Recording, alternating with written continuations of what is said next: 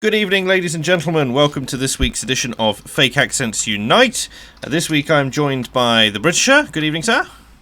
Good evening. That is, if anybody can hear me out there. Oh, I'm sure it's going to be fine. And by an affable wizard this evening, by Uzalu. Good evening, sir.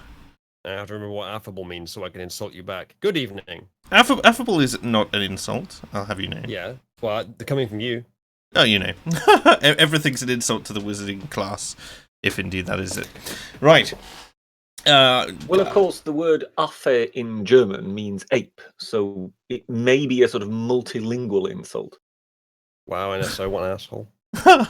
Just like, obviously I was appealing to that, you know, the linguistics of it. Well, you knew Britisher would tell me that that's what it means. Right. First of all, I have to apologise to everyone for the fact that That's all right. I forgive you. For the fact that this is happening on a Friday. Oh. Obviously, on Monday, things got a little bit out of hand. I couldn't make it happen. I wanted to do it on the Wednesday, but turned out unpopular opinions. Anyway, I'll stop making excuses. We're here now. The stream is live, and it's good to see you all. Nice to see. Well, the irony is that you somehow either broke your microphone or headphones on Monday, didn't you? Yeah, both my headphones and my mouse stopped working, despite the. So you're having done that on Monday, no doubt by use of a sledgehammer or some such thing. It then turns out that it's my microphone that doesn't seem to be connecting properly with whatever this software gizmo is here that we're running this thing on the very time that we then actually decide to host it. Oh, goodness me, look, all my shit's working perfectly. Well, then you're a wizard. It's almost like you work in tech. Anyway. It's only about 10 times more complicated. Yeah, so, did you take a disabled USB hub to your device manager or something? What? It sounds like you disabled an entire USB hub. No. In fact, it was the 9mm jack, which my headphones go into, that we had a problem with it as well. The headphones themselves. Are you sure that this isn't the USB-TQ plus hub? Yeah, obviously. And I just had to buy a new mouse. The other one, like the cable was falling apart and all sorts, so it was not great. Right. A few things have been going on this week. First of all, Parliament's been reopened. We had a chat about this on not Fake Accents, on the C Show, on Unpopular Opinions on Wednesday, was it, Britisher? Something along those lines, yes. But obviously, we didn't go through the speeches which opened up the Parliament. We had Geoffrey Cox. For those of you who don't know, he's the MP for. Let me see. In fact, I cannot see, but he's the Attorney General, basically, of. I believe he also has a sideline in as a Hollywood porn star. Well, my knowledge of Hollywood porn stars is somewhat limited, Britisher, so... Well, I mean, if Jeff Cox isn't a porn star name, what is? I mean... Huge Cox? It's like... I don't know how to respond to this. I for some reason... Because obviously, later on we're going to be talking as well about Boris's response to Joe Cox. And so I'm just like, are you going to make the same joke? I do like taking you all by surprise once in a while, yes. That's filthy old man Britisher strikes yeah, again. I was going to say this is what the degenerate. You like taking me by surprise. Thank you, Britisher. Disgusting. I don't know what on earth you're alluding to. I was being perfectly innocent, as always. Did you know that taking another man by surprise is actually considered rape? Is it now? What? Well, I mean, depending on how you interpret taking another man, yes. Lundberg says Geoffrey Cox is the honourable member for Beastshire. I rest my case. There you go. Sorosapien says, I've never understood why onion chutney is so popular. I mean, why would you eat something which is essentially a soup-based, it's a half-made dish? It's just nice with cheese. At least what you can say about that question is that it's relevant to the current topic. Yes, absolutely. Geoffrey Cox and his love of onion chutney. It powers him like Popeye and spinach. I actually have about 20 jars of homemade chutney that have been made about 10 years ago that I'm still working my way through in the cupboard. It just keeps forever and it's great. Anyway, it's not rape if you shout surprise, says RC. So has that been your experience, Britisher? Have you surprised many people over the years? I wouldn't want to say, not without my lawyer present. Oh no, of course not. Dylan98, estimated €2, says, thoughts on ejecting Scotland? It's a shame, really, they don't have either Discordia or Tailed Feature here.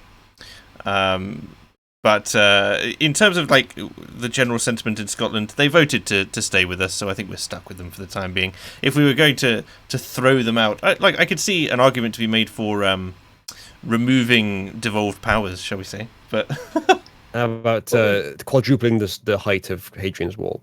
We don't want to eject Scotland anyway. We really just wish to eject those people who wish to eject Scotland. Yes. And as I have repeatedly pointed out, there is this tiny little island upon which there are no trees off the coast of Scotland called St Kilda, which is ideally suited for those purposes. It doesn't matter that it's not too large, because the people we send there will wither away and die very quickly, therefore making room for the next lot to be sent in. I think actually the problem is not so much of the resources or the lack of survivability of the place. I mean, most of them are socialists, so they'll kill themselves anyway. Well, no, they'll They try centrally to run a society. they'll centrally plan themselves out of existence. Referred to academic agent as an outright socialist, but by all means. Or is he an exception? Is he an exception to that rule? Well, good luck, academic agent. You're going to be ruled over by Sturgeon. He is one of the people who is constantly arguing to eject Scotland. He does, yes. People asking who the other guest is. It's Uzalu. He's got a fun channel, not particularly active, but he does enjoy the odd Spyro stream. he's worth having a listen to when he does decide to go on a political ranked. So there's that. Saurosapien again saying, I've had a most British afternoon with the TV. Midsummer Murders with John Nettles, Carry On Spying, Poirot, and Antiques Road Trip. Sorry, what is that a spin-off? I presume so. I just wonder why he threw a Belgian in there. Well, I think was it produced by the British? That's the question. Well, it was produced by the British, no doubt. Exactly. There are a lot of places that we like to throw over Hofstadt into. The thing I'm curious about is which Poirot it is as well. Is it the? Oh, here we go. You guys have fun. which was the best Poirot? I still say it was Peter Ustinov. Of course, you like to be contrarian, but no, I just prefer to be right. Who was the chap who played the who's the most famous for being Poirot? Who's the chap? I can't remember his name. It's the chap who was kind of a sort of a walking Brill cream depository. David Suchet. That might have been him. Yes, that's the guy. Yeah, I remember. Waxed moustache, wasn't it? But I remember him giving an interview once where he talked about how he had to get ready for the role, and in order to learn the walk, he reportedly took a halfpenny, sandwiched it between his buttocks in order to get the mince right, so he would hold the coin. Yep. But yes, what else is he? Well, what can I say? I'm proud of him. Was he actually related to John Suchet, the ITN newsreader? Because they would have a similar vintage, so and Suchet not being that common a name. He's his older brother, yeah. Oh well, there you go. We've learned something.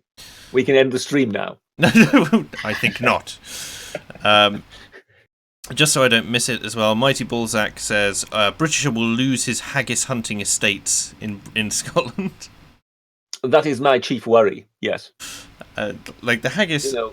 My family have been breeding haggis in the Highlands of Scotland now for centuries. Of course, merely as kind of oppressor overlords, as someone like Tailed Feature would no doubt describe us. So yes, the wild haggis would be greatly missed. I believe that no doubt, without our going with all our posh friends to shoot them once in a while, they would overpopulate the area, and within the space of about 5 to 6 months, 5 to 6 months, Glasgow would more than likely be overrun by wild haggis feeding on the population. Well, in fairness to the wild haggis, they're incredibly easy to catch, given that they have 3 legs and run in a circle. But I've completely. Are you sure okay? Yes, I'm fine. I've spent today basically aside from doing the usual mix of studying and gym, like I went across to the Politics Society at my university for a laugh. And they were doing a meet and greet today, but it was curious to see like the proportion of sort of lefties to righties, and the left wingers in particular were obviously the more prevalent, but also the more predatory. You kind of had this sort of. I found it interesting how at that particular centre they refer to the Green Party supporters as righties. What? Moving on. I clearly have missed a beat there, but so I was chatting to the right wingers. Most of them seem to be there to expose themselves to differing points of view, and they quite happy to answer questions, but more curious than not. And the left wingers were there to find activists for social justice, and to find people who were in the middling and sort of just curious about politics in general, weren't sure where they sat, trying to make their own decision, and to try and draw them off and draw them into the fold and that sort of thing. Are you in favour of equality of the sexes? Well, you should come along to the Feminism Society next week as well. And that was the general thing. But they also weren't very happy to talk to us. We were very happy to talk to the left wingers, but they weren't very happy to talk to the right wingers. I'm just trying to think of their latest chant. What do we want? Revoke Article 50. When do we want it? Now. Yeah. Well, it was funny. It was just funny to talk to them and talk to them about Brexit in a way which, obviously, most of them being students and being on the younger side, have not done masses of research. Most of them are going, I wanted to vote Remain in the 2016 referendum, but I wasn't old enough, so here I am advocating for the Liberal Democrats, right? And it was interesting to say, well, let's talk about the EU structures and what do you actually like about the EU, and you get any of them to understand what the difference between the Commission, the Council, and the Parliament was quite amusing. I think it may have been a foregone conclusion for quite a while here that this is purely a conflict of representation of core character biases, in that the different utopias that each side feels an emotional attachment to. I think the best conversation that came out of the afternoon was this chap from the Netherlands who was just fascinated with trying to learn everything he could about British politics. But he was talking about how he's going, maybe we should have another referendum because, things have changed. And I'm like, well, things changed the day after. It doesn't mean that a democratic vote didn't happen. Well, I mean, Michael Heseltine set it out perfectly for us in a sort of, involuntary bumbling way in which he pretty much arrived at the point whereby if one referendum is democratic, then surely two referenda is even more democratic. In fact, why don't we just have a different referendum every day dependent on the weather, and we'll see how it turns out. Well, in fact, we can have a referendum on the weather, what the weather should be. If we have more than one, the weather will be more democratically bound to obey us. Hey, guys, I think we've just solved climate change. That's true. Greta, BTFO. Well, there you go. See, I think now we can end the stream. Britisher, do you want to go to bed? Is this the general vibe I'm getting from you? Panama Hat says... I have just... My confidence has just been thoroughly undermined by the knowledge that my microphone doesn't seem to really be working. Oh, it's fine. We'll sort it out another time. Panama Hat says, why doesn't someone just do a hunger strike or something till we leave the EU? It worked for India. I think there's that in the current culture of demonization, the Remainers will go, good, the Leavers are dying. No, I think what's needed is not a hunger strike. What's needed is for Jacob Rees-Mogg to get himself to America somehow. Right. And then to announce how he is going to travel to Britain on a cutting-edge, multi-million-pound racing yacht that belongs to the Monaco Yacht Club. The Monaco Yacht Club, yes. Yeah, whatever. And it's my microphone, I did say Monaco. And that would no doubt immediately make him such a superstar in this country. Possibly if he could also plait his hair while he's doing that. Well, he has to be lying down, of course, on a green bench, like in the middle of the yacht as well. Yeah. But then again, the lying. What? Would he be the bikini girl at the front of the yacht? I don't want to imagine Jacob Rees-Mogg in a bikini or a mankini or any derivative thereof. Then why are you doing it? But I think we can agree that the lying down look was not a good look, particularly as it was just after he was being absolutely destroyed in Parliament, and thus it had a bit of a look of a sulk about it. He looked just sleepy. That's the main side of it. I think that like he was using. Well, no, it had that sort of you familiar with that comedy character? I'm a bothered. Oh, Catherine Tate. It had that look of it, as in, public school boy just been roasted alive in Parliament, trying to show everybody, just demonstrate it that he's not at all bothered. And yeah, you kind of looked at it and you went, this is not a good look for a grown man who has a ministerial position. No matter his argument about microphones and how he obstructs them, and the view for backbenchers, it just doesn't work, does it? No. Microphones and obstruction. So it's him doing this to my microphone this evening. Oh yeah, exactly. It makes sense. Perfect sense, Britisher. He's the first in a long list of people you'll be blaming tonight. Have you checked whether or not he's blocked you on Twitter? But speaking of Parliament, I have just watched it's Boris Johnson's speech. It's time to get Brexit done, which I thought we would watch together and kind of go through and see what the sentiment is. Sorry, I've got my cock out. I'm ready.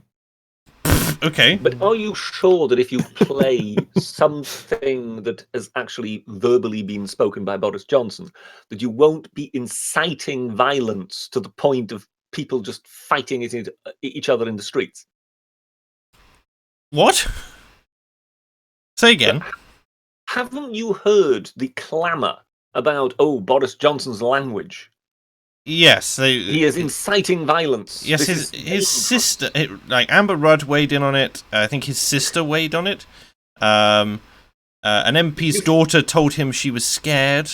That was. I think just about sort of the entire Labour Party have been. They've all been. There was a wonderful sort of juxtaposition of two Lammy posts on Twitter of something. Yes, said a month ago, whereby he was going to join the riots. That was right. And then he was talking about Brexit riots again today, and then about how overpaid Brexit MEPs were in their second jobs. And everyone was just posting the statistics of Lammy's expense reports, which were something like, it averaged about £165,000 a year every year for a decade. Lammy just can't stop embarrassing himself. Most people who are political activists or MPs or anything, they do a net positive in terms of, like, bigging themselves up to the public when they talk.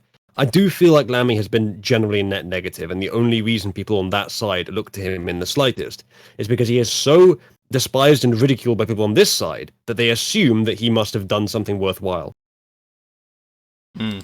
There's a point to that. Yeah, I can see where you're coming from there. So here it says, former Cabinet Minister Amber Rudd has accused Downing Street of using language that could incite violence. Isn't this the humbug thing that they're talking about here? The MP who quit the Conservatives earlier this month told the Evening Standard that Number 10's recent words were seen to encourage a more aggressive approach. About bloody time, to be honest. Do you want to hear some language that can incite violence? Go on. Guys, pinatas are fun. Oh, yes. That's how fucking vague this claim is. It's like, if you hit them, sweets will come out. It follows a stormy week in which several Remainers? Yeah. I didn't say that, but I wouldn't. You said it, folks. You heard him. Wouldn't hurt to try, would it? It follows. Chat say you and I sound the same. What happens if I say some incredibly homoerotic things? Will that make it even more similar? What will happen if I say some incredibly homoerotic things? Will that make it even more similar? See what I mean, chat? The terrifying thing is that when when you would listen to some people on social media, just the idea of hearing some people say something homoerotic would somehow turn you into a homosexual. I tell you, I got really frustrated the other day. I went on a date, and someone said that I sounded like a straight Milo. That was an interesting thing. A straight Milo. That's an interesting one. Yes, indeed. So, the Boris, going back to this inciting violence thing, Boris Johnson said he deplores any threats to anybody. Obviously, in a nothing statement, He does keep bowing to the media's morality over and over and over again. I don't even like they yeah. If he's going for the Trumpian approach, he should just subtly double down. Or just blatantly double down on Twitter, Blatantly double down if it doesn't come anywhere near the law, yes, but otherwise subtly double down. So on Wednesday, Labour's Paula Sheriff referred to Joe Cox and pleaded with the Prime Minister to refrain from using dangerous words like surrender. Oh man, that's so dangerous. Mr. Johnson described her intervention as humbug. This is apparently inciting violence. There's going to be some bugs that are going to be hummed, everyone. The Prime Minister was repeatedly challenged over his use of the words surrender bill and surrender act to describe the blocking no-deal Brexit legislation. And he went on to say the best way to honour the memory of Joe Cox, and indeed the best way to bring this country together, would be to get Brexit done.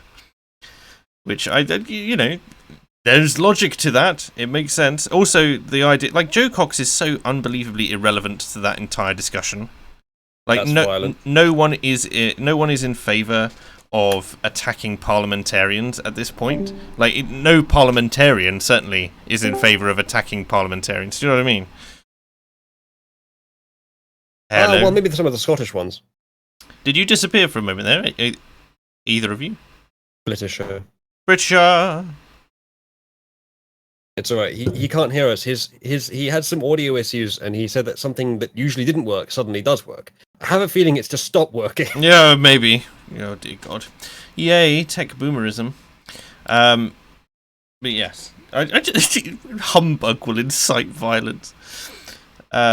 Miss Rudd told the Evening Standard she was disappointed and stunned that Mr. Johnson dismissed a genuine fear that a lot of women have following the 2016, because the attack on Joe Cox is purely because she was a woman, right?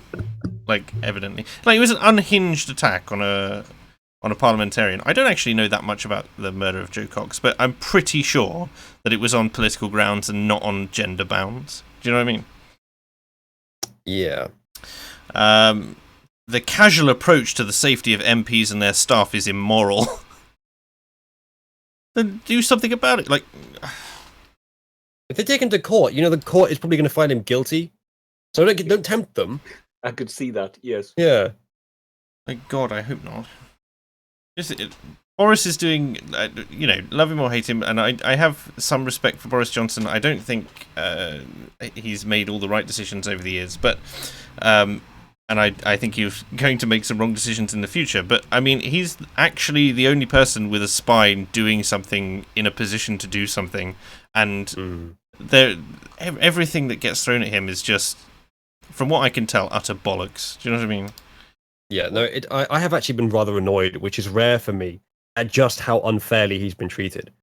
And there's, again, I was talking to the politics lot, and they were going, Boris is doing a terrible job. I'm going, no, he's not got a choice, really, has he? He's doing the best he can. People are saying he should be less aggressive. He's leading a minority government against an enormously hostile parliament, and he's got very limited time to do something that the parliament absolutely rejects, that the people demand.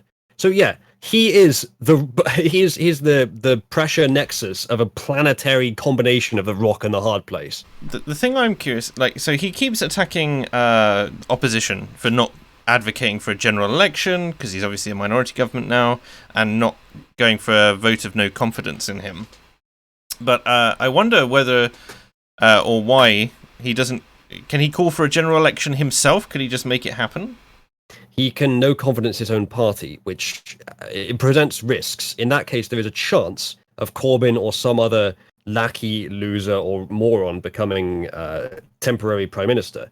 I think in that case, in the case of a vote of no confidence in his own party, either he's able to get a majority in Parliament, which is very unlikely because Parliament won't vote him into majority, or there will be a general election. But I think to get no confidence in his own party, the rest of Parliament have to greater than 50%, or 50% or greater, vote in favour of it. And chances are they will make sure, either by voting in favour of confidence in the Conservative Party, or in simply abstaining, that they make sure that he stays in, that the no confidence vote doesn't work, that they vote that they have confidence in him, which is a direct fucking lie, just so that they don't have to face the electorate. They are the slimiest scumfucks I've ever seen in politics, beyond the occasional opponent of Trump.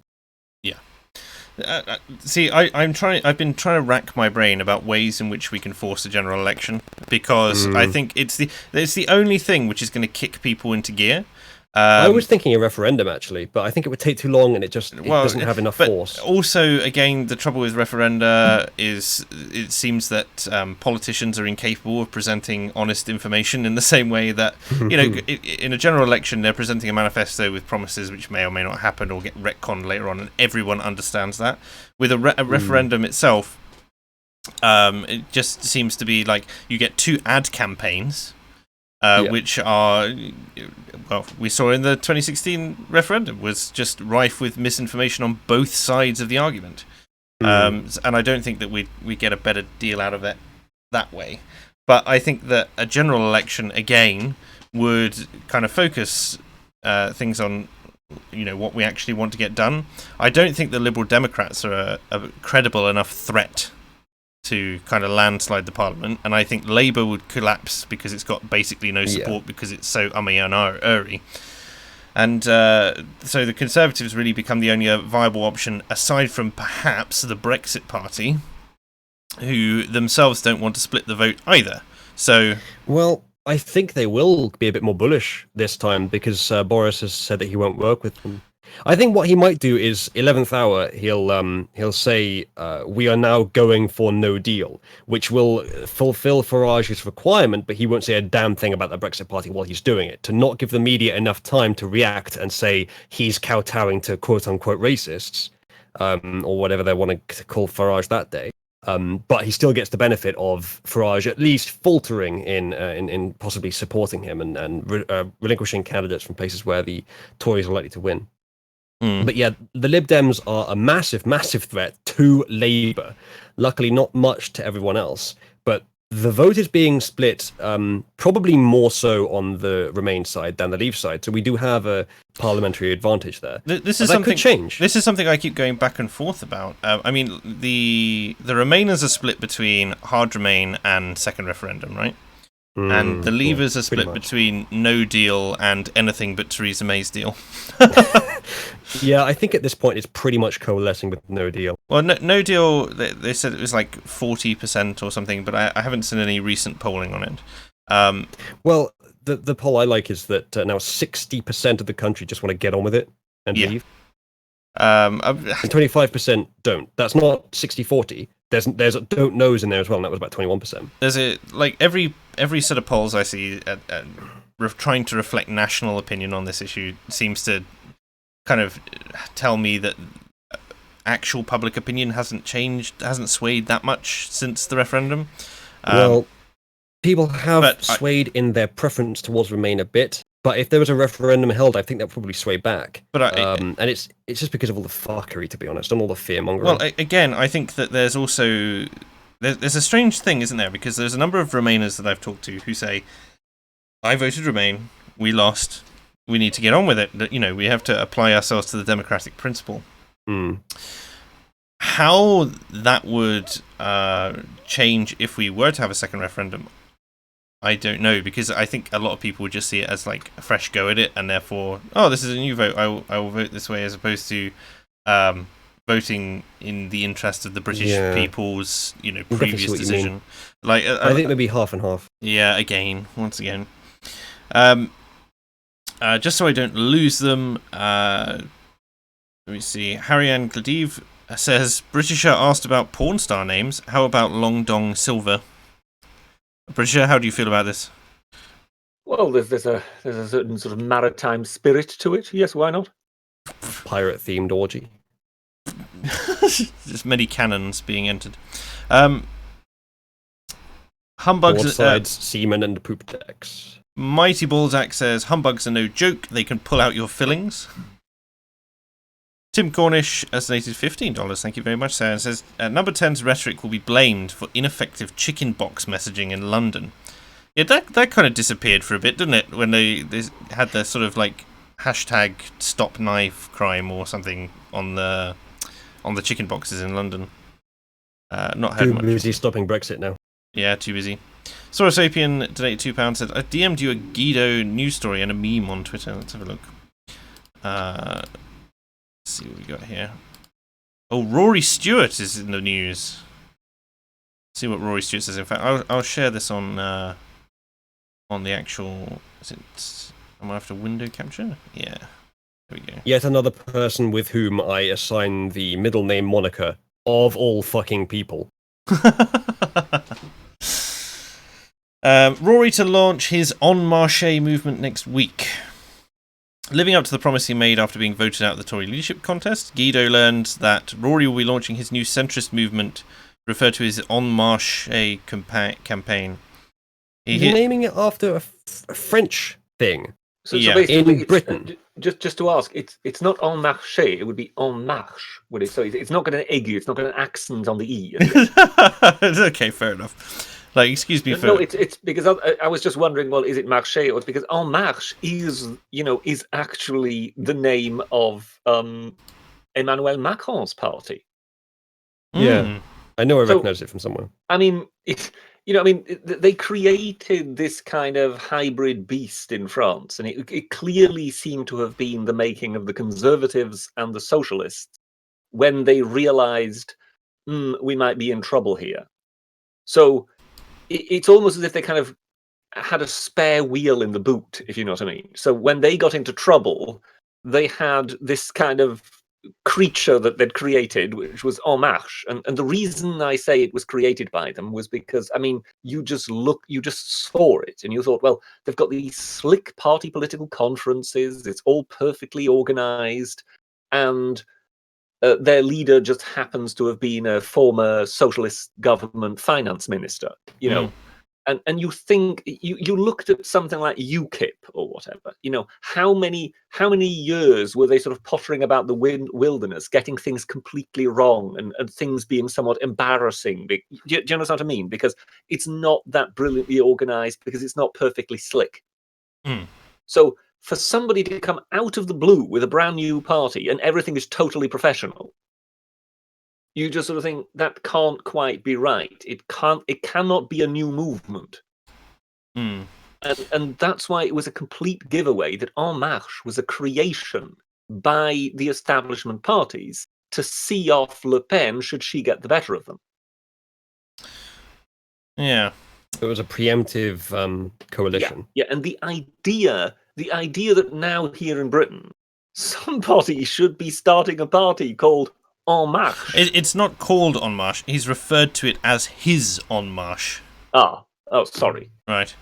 So his team, led by former special advisor Lizzie Loudon, have been calling around former members of the Rory for Leader campaign, asking if they're free for the launch next week.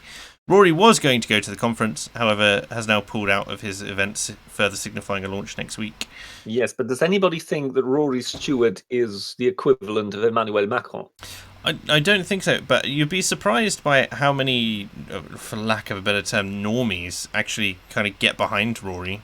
Like, several of my friends who I didn't think were particularly politically active at all were suddenly like, oh yeah, we really like Rory Stewart. And I just... It comes out of the blue. They were like, oh, he wants... The only things they knew about him was that he seemed to be agitating for national service, and they quite like the idea of that. So... that was... you have some pretty lame friends. Yeah, well, they're all in the military. What do you expect? Except me, of course. Except you. So how are the people in the military actually like the idea of national service? Some of them, especially the younger ones. Because they think everyone should be like them, because they're conformists. Get right. Well, no, I just find that odd, because you would think that the one thing that a lot of sort of professional servicemen would not want would be to have a bunch of amateurs about. Well, not really. They kind of see it as doing good for the kids. They're going to whip them into shape. I mean, that is a positive spin on it. Yeah, you could say it's about their ego. They get to show off how great they are because they're meant for this to all the weaklings who've been forced into it. Whereas all the others are just going to be spending, months and months sitting about peeling potatoes and polishing boots. Yeah. Essentially, they have created an unter class just to make themselves a higher class, a more Uber class. The Uber class. There's so much meat in their heads. You see, this is how they think. You're going to bring back phrenology so that we can measure the amount of meat. Bring back? I never stopped. So as of yet, Rory Stewart's movement doesn't have a name and will be used for the moment to lobby for the passing of a Brexit deal. It has been months since anyone proposed a new centrist party. Yeah, what happened to all the centrist parties that were supposedly going to spring up with, Tory and Labour defectors and all that sort of thing? There was something about... Well, it's all because we're waiting for Anna Soubry to defect from a present centrist party and start her own. Well, there was something like... That will be the British En Marche. I can't remember who it was. Like this startup millionaire, donated 5 million quid or whatever to get them off the ground, and nothing ever came of it. Still at rock bottom. I think we have reached the soaring heights of party formation comedy with the literal cuck party. I think we should just form the fucked if I know party and have them sort of landslide it. Oh dear. Well, no, maybe it's time for a kind of, mobile phone billionaire to basically hand over some millions to, Screaming Lord Such's outfit, the Monster Raving Loonies. Yeah. I mean, at this rate, they might stand a chance. It's that kind of time. I'm surprised their poll numbers aren't going up, actually. Just start advocating for Clown World, and they'll double their support overnight. Well, be careful. The clowns are going to get placed on the hate speech list next. You can't have that. Well, I made a parody video about new hate speech symbols a few months ago. That's going to become reality within a year. You say within a year? Let me show you this, my boy. Here we are. The OK hand symbol has been added to a list of hate symbols. Like the actual emoji. In fact, if I'll pop it in the stream chat for you. There you go. What did I say? I said that it would be shaking hands with people would be a hate symbol. The finger and thumb gesture, which is also a popular emoji, is being used by some as a sincere expression of white supremacy, according to the Anti-Defamation League. I bet PewDiePie is glad that he didn't donate £50,000 to it, or dollars or whatever it was he was going to do. The US anti-hate group says the overwhelming use of the hand gesture today is still to show approval, or that someone is okay, but therefore particular care must not be taken to jump to conclusions about the intent of someone who uses the gesture. Oh dear. Other symbols added to the list at the time included burning neo-Nazi symbols, images of the Happy Merchant. I assume that's a Jewish thing. Yeah, it's the classic Jewish hand rubbing. Oh, with the hand rubbing Hillary thing. Accidentally reenacted during the election. And the slogan "Diversity equals white genocide." Well, all right, now that's all very interesting, Mark. But my question is, what the fuck happened to that guy's neck? He has none. In fact, he doesn't have a body. He's just like a slug. You can see his shell in the bottom left of the. Yeah. That's actually more believable visually than that he is a real person. Mm. And in fact, these are actually the arms of people next to him. He's just sliding up behind them, like, "Sup, guys." I love how chat is just now realizing the existence of stream lag. Well, is what it is. The Happy Merchant. Do you know who I know who uses the Happy Merchant meme like the most? Nazis? No. Oh. Like the Jewish members of my server. There's this chap called EJP, and literally every single time something comes up, he has a script that he can run that will custom make him one of those. Mm. So he'll do that. And genuinely, like, the only people I ever see using it are the people taking a piss. So it's kind of like, and that's the thing with internet culture and sort of the memes of sort of like the extreme right and that sort of thing, is you take them away from them and you therefore disempower them because you make them a source of hilarity rather than like a genuine like symbol of like resonating views, because now they don't know if someone putting that meme up is genuinely on side or taking the piss out of them. Do you know what I mean?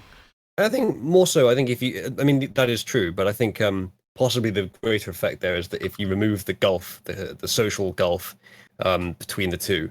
I don't mean remove the IRL gulf. I mean, glass it obviously, but I mean, remove the gulf in culture between those two sides, between the two extremes, by even just using comedy, even just with jokes, and you've got a connection between them and the rest of society.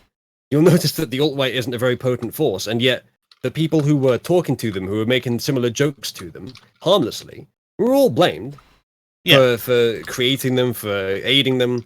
What happened to them? Nothing. Indeed, they were a flash in the pan. And they always were. Hold on a second. They were a fash in the pan. They were a fash in the pan, yeah. I like that. That's what I'm going to call their movement from now on. The alt-right? I never heard of it. What do you mean, the fash in the pan? Fash in the pan. Okay, look, you can take that meme forward, where it will die a hideous death on your channel. And we'll move on. It'll die a hideous death in like 20 years after everyone's used it constantly. Here's another fun story, right? In fact, no, I will just pop in a couple of super chats first. So, Architect of Fate said, given the escalation of the Ramonas, I am not suggesting that CNC routers and blocks of aluminium have become quite affordable. 2A is now for export. What? I have absolutely no idea what on earth this super chat is supposed to mean. If you just send a message in regular chat, Architect of Fate, then maybe it'd make more sense if it was just referring to something we were missing. Yeah, maybe he's maybe I think it would be clearer if you put it through an MD5 hasher first and then posted it in. I think that would make more sense then. Sutsgoen says 346,511 seconds. That's how late we apparently are from Monday. Whereas I like to think that he's just late in arriving. Thanks, Sutsgoen. Appreciate it. Well, someone's being blamed for being late, and it's not my fault. No, absolutely not. We were actually on time today. Oh, 2A is a Second Amendment, you boomer. He says, and CNC printers are 3D printers. Yeah. So let me just read that. Given the explanation of the Romans, I'm not suggesting that CNC printers and blocks of aluminium have become quite affordable. The Second Amendment is now for export. Right, so you're saying we should print guns. That's what I'm saying. What do you make of that, Britisher? Are you going to print your own gun, or do you have a shotty in the cupboard? Sorry, I was just listening to Parliament shout at each other. Printing my own gun. This is one of the big things where I am somewhat worried regarding freedom of speech. I think that is a viable thing where one should be able to say, okay, no, that's not permitted. Handing out plans by which people can 3D print guns. Okay, we all have to design our own, guys. You have to make your own plans and just trial and error it. British is just encouraging more innovation in the gun design market. He wants everyone to be on board. Everyone. In fact, I'll tell you what. Instead of UBI, we should just issue everyone in the country a 3D printer. See what happens. When you turn 18, get issued a 3D printer and get told, go ham. Innovate. Good luck. Here's some fertilizer. See what you can do with that. Because it can be used to make explosives. Yeah. And while we're at it, hand everyone a Quran. I do think that being able to print 3D guns and such, 3D print guns rather, is all very well, but you can't 3D print gunpowder, whatever powder they use these days. So you still have to get that from somewhere, surely.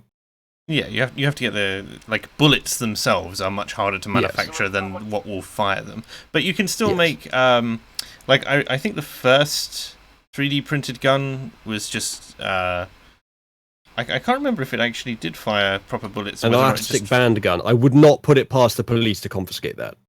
Can you imagine? It's just like some child's bubble slingshot or something. We're all just going to descend upon Parliament on the 1st of November with handmade little office desk trebuchets and little rubber slingshots. Water pistols, super soakers. That'll go ham. Those guys will be in prison for sure. Stage 1, buy a 3D printer. Stage 2, design another 3D printer. Stage 3, have your 3D printer print that 3D printer. Stage 4, profit. Stage 4, waste? Yeah, maybe. The people are saying People are now arguing about what we should 3D print though with our UBI printers. People are saying a blunderbuss, a trebuchet, flamethrowers, perhaps. Are you still stocked from the Boer War, Britisher, with your weapons? Of course. Flamethrowers are banned in the UK. Let me see. Bullets are easy. Scrap lead is cheap. Yeah, but the stuff to put in the casing is surely not. Although it's just quite easy. Unless we ban bullets in general, just do that. No one's allowed bullets anymore. Harry Channel sent me Streamlabs. Thanks. Cheers. Why are people in chat giving me the recipe for black powder? I didn't ask you how to make it. However, that does seem quite easy. I like the Dane amongst us is saying, pro tip, don't buy fertilizer, bulk purchases get registered. I advise getting sulfur and other things in more discreet ways. Not that I would advocate it, obviously. We should 3D print pointy knives. Oh yeah, there was talk about banning pointed knives, wasn't there, the other day? Yes, I saw an advert for a knife which you can stab into a balloon, and the balloon shall go free. It seems like a really shit knife. The church, wasn't it? It was someone in the church. Was it the Archbishop of Canterbury? I'm not sure. Somebody in the church was advocating that pointy knives should be history in Britain. I think the switch on them being distributed among the public may be pulled on that one. The pointy cap might be out of the rounded off bag. I think it would take decades upon decades to remove all pointy knives from society, and Sadiq Khan does not have that long. I mean, I have a pointy knife on me right now. It's like, what are they going to do? Just like have a knife amnesty or something, and everyone's going to go, yeah, I don't like cutting steak. I'm going to put my knife away. That's to be fair, if it's a curved end on the knife, or worse, is everyone going to start attacking each other with cleavers? Like just flat-headed cleavers. Yeah, I guess it's just more gruesome. That's literally the only difference. It becomes hacking instead of stabbing. I mean, really. Yeah. Like, I mean, on that note, it would be worth pointing out that chainsaws would still be legally available, but pointing out. But and not to mention the fact that there are other tools, right, which people use. It's like, well, what's happened? Well, we've banned the pointy knives, but now what about the pointier chisels? Like how pointed is your screwdriver allowed to be? That sort of thing. This is the retardation in the idea of banning something because that something is involved in crimes. It's the same thing with communism, with systems of that type. You create a system and then you don't account for what people will do as a result of that system. Yeah. You just assume the existing mentality and you find a way to counter it. If you ban pointy knives, they will find something else pointy, even if they somehow do not have their knives anymore. Pool cues. We're just going to have pool cue fights in the street. Be like some kind of wooden Star Wars, right? But all I'm saying is it'd be better than what we have now. But also people who really want to kill each other will find like anything. There was a case of the ice pick White would be Obi-Wan Kenobi. Facing off against Ronnie O'Sullivan, yes, in the dark streets. Okay, let's get back on track. So Harry Channel today. Harry Channel donated 1776 and said, "Any thoughts on 4chan's latest demonstration of the progressives' cognitive dissonance, i.e., Islam is right about women?" Oh yeah, that looked like another 4chan troll. I'm kind of disappointed that it didn't go nationwide. That one, just because I want to see the bizarre, like the look on people's face with it. They have to make an assumption about what does Islam think about women, and they won't be able to answer the question because they're either not Islamic scholars or they're just unwilling to face up to reality. I think maybe a problem with that is that it does rely on the assumptions that we make about Islam, which are true, by the way. But if you make the assumptions that the progressives do, that Islam is basically feminism of the East and no different than that, then it doesn't really work anymore. The fact that that's not true does kind of run up against reality, but then again, it's just two sides saying, but this. I'm trying to think what else we could, like, what we could 3D print. I'm sorry, I'm still thinking about 3D printing, and I love the fact that people are now calling it powder of colour. Also, I do need you to give a serious answer because this will reveal a lot of things. Sorry, say Is Islam right about women? no. That took you a long time to decide. No, I was like, do I need to expand on this? No. Britisher? Well, no. I had a thought that it just struck me recently when it was, I think it was Newsnight, BBC Newsnight, and they were going on about the menopause. And it's funny how, according to what subject one is dealing with at any given time, the narrative changes. Right. So in this particular case, they had three, let's call them victims, shall we, of the menopause. And here were these women then obviously trying to tell us just how severe their symptoms were. And of course, this then is told completely detached from any other views one might hold otherwise, if you know what I mean. So one of them, what is it? She flew into complete rages, which she herself couldn't explain. A second one thought she was actually going out of her mind. She really thought she was losing it. Mm-hmm. The third, I'm trying to remember what that was, but again, it was something that was nigh on comical. And the thing that struck me at the time was, we now know that this is based on hormones, and we look at it from that angle. But whenever we are told by, feminists and so on about the men of the past having been vile oppressors who didn't afford women equal rights, always remember that we have women who are somewhere in their 40s who basically say themselves on television that they fly into violent rages and that they, by their own reckoning, aren't completely rational in those times of their life. And that's just the one to admit it. This is a really long and convoluted way of explaining that you're now Imam Britisher. Precisely, yeah, but it's an interesting one because it kind of shows. I mean, given that, for example, we also now know, things about postnatal depression and things like that. Women suddenly wanted to kill themselves after giving birth and things like. Or kill the child. Or kill the child, precisely. So now, don't look at it through the eyes of somebody from the present. Just go back 600 years and basically go into an inn where men are drinking ale and they're talking about their womenfolk who are at home flying into furious rages without any reason whatsoever, or who themselves are wailing at the wall thinking that they're going insane, or who are trying to kill themselves or their child. And think of the poor 20-year-old Britisher who's there trying to make sense of it all. Gentlemen around that table drinking ale whether they think that women ought to be afforded equal rights. And just, in that regard, when you think of Islam, you have to think, yes, it was something that was written in the past at a time that didn't have knowledge of, hormones and whatever. So obviously the conclusion by a male society that doesn't understand any of what's going on with the female folk when they become completely irrational. Is it really that much of a surprise? So, I didn't say it was a surprise.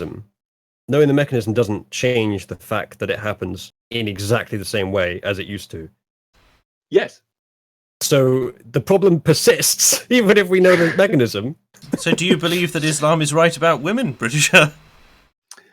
So do I believe... So basically, let's boil this down absolutely. So do I believe... Pick the things you agree with and disagree with. That a man's testimony in court is the equal of two women's testimony?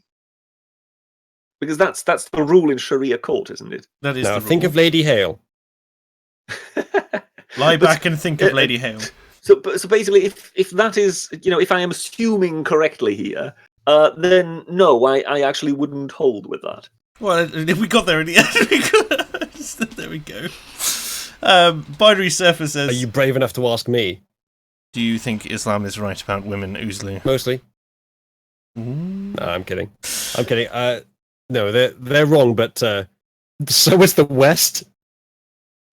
Yeah, no, I don't think anyone's got the right answer to the women question yet. There isn't an answer. That's the point. Exactly. In the same way that literally, that's not even. I'm not even saying that's the point. It's like it's a not rhetorical finisher. It's not a meme. That is the point of women. Well, I think the problem per se is not only does one not have the answer, one doesn't even know what the question is. That is true, but it works. I think almost unequivocally the same way with men. Actually, I think it's too.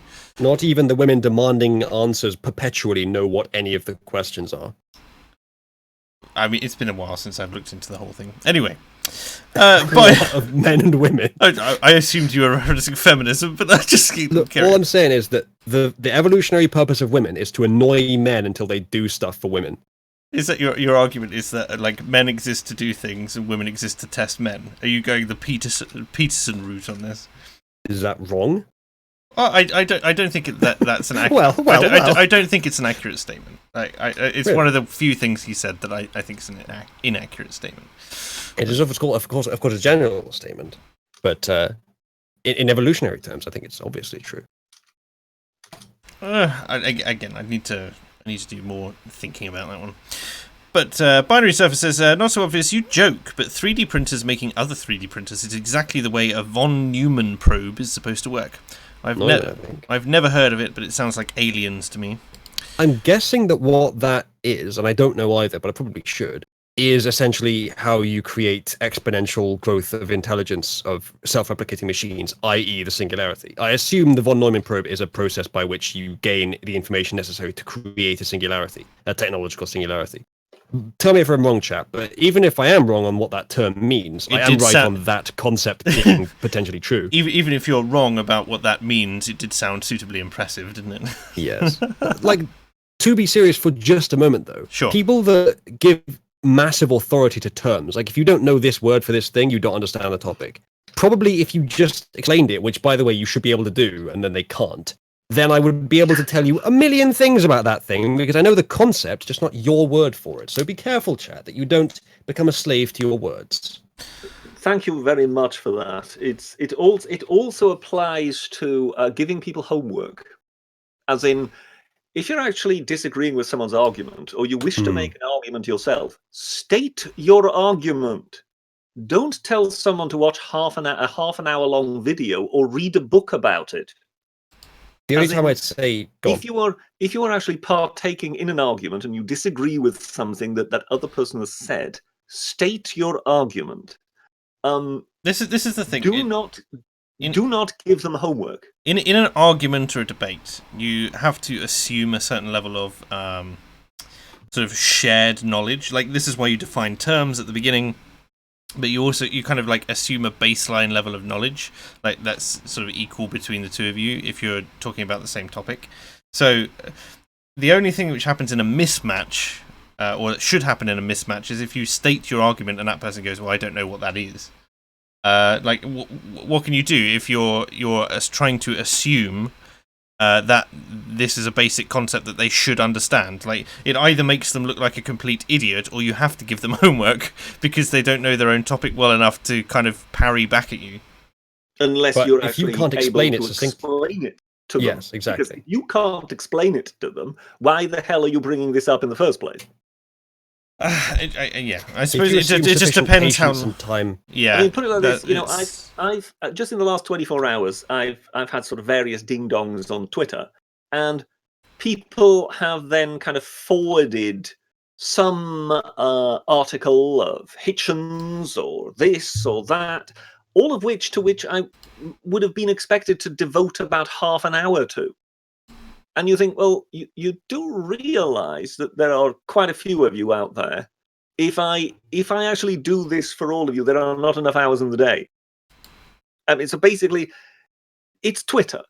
Explain make your point, make your argument, but don't actually refer to something that is 3/4 of an hour long and one would need to look. And if one doesn't watch it and one then just rejects it, then one is an ignoramus because one is rejecting something one hasn't watched.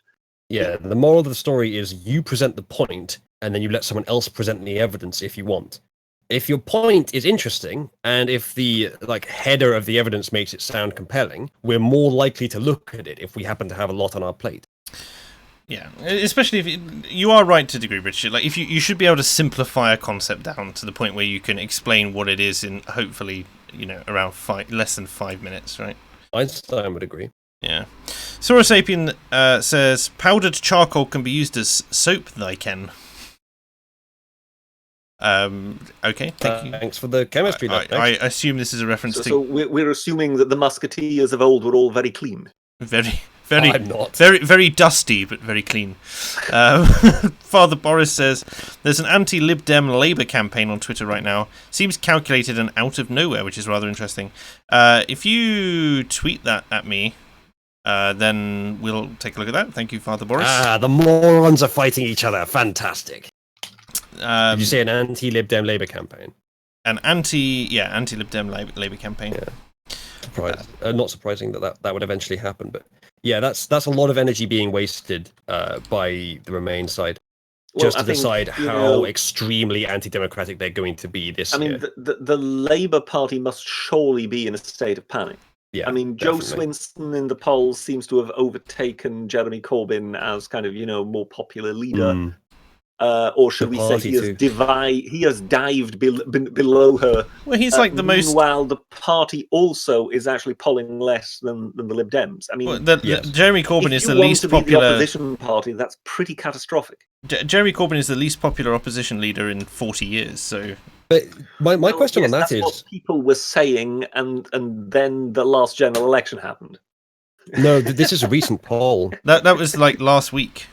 Well, yes, but what I mean is, I'm just warning. Saying he's the least popular opposition leader in living memory is what he was at the last general election. Yeah, but then Theresa May made her second least. No. I am the first person to say it was Theresa May and her two lovely advisors who since have been given, what was it? CBEs, was it? Oh, fantastic. Yeah, they were. Because she, a departing prime minister, has the right to hand out some honours. So yes, those two were handed out honours by Theresa May on leaving. I think it's worth noting again how brazen politicians are with bribery, political corruption, bribery via knighthoods. I agree with disgusting. you. What can I say? Like, political corruption is one of those crimes that I would potentially consider for capital punishment. Really? I mean, like, have they got to be levels of it? Have they got to be like different levels of punishment for it? Because, like, you can't just say, oh, so if someone like fluffed something by accident, or a friend gave them a piece of paper that they needed to to skip a queue or whatever, that they should hang. I want to put the fear of the people into these cunts.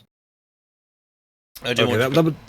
I'm exaggerating a little bit. No, but a perfect, a good democracy is one where the parliament fears the people.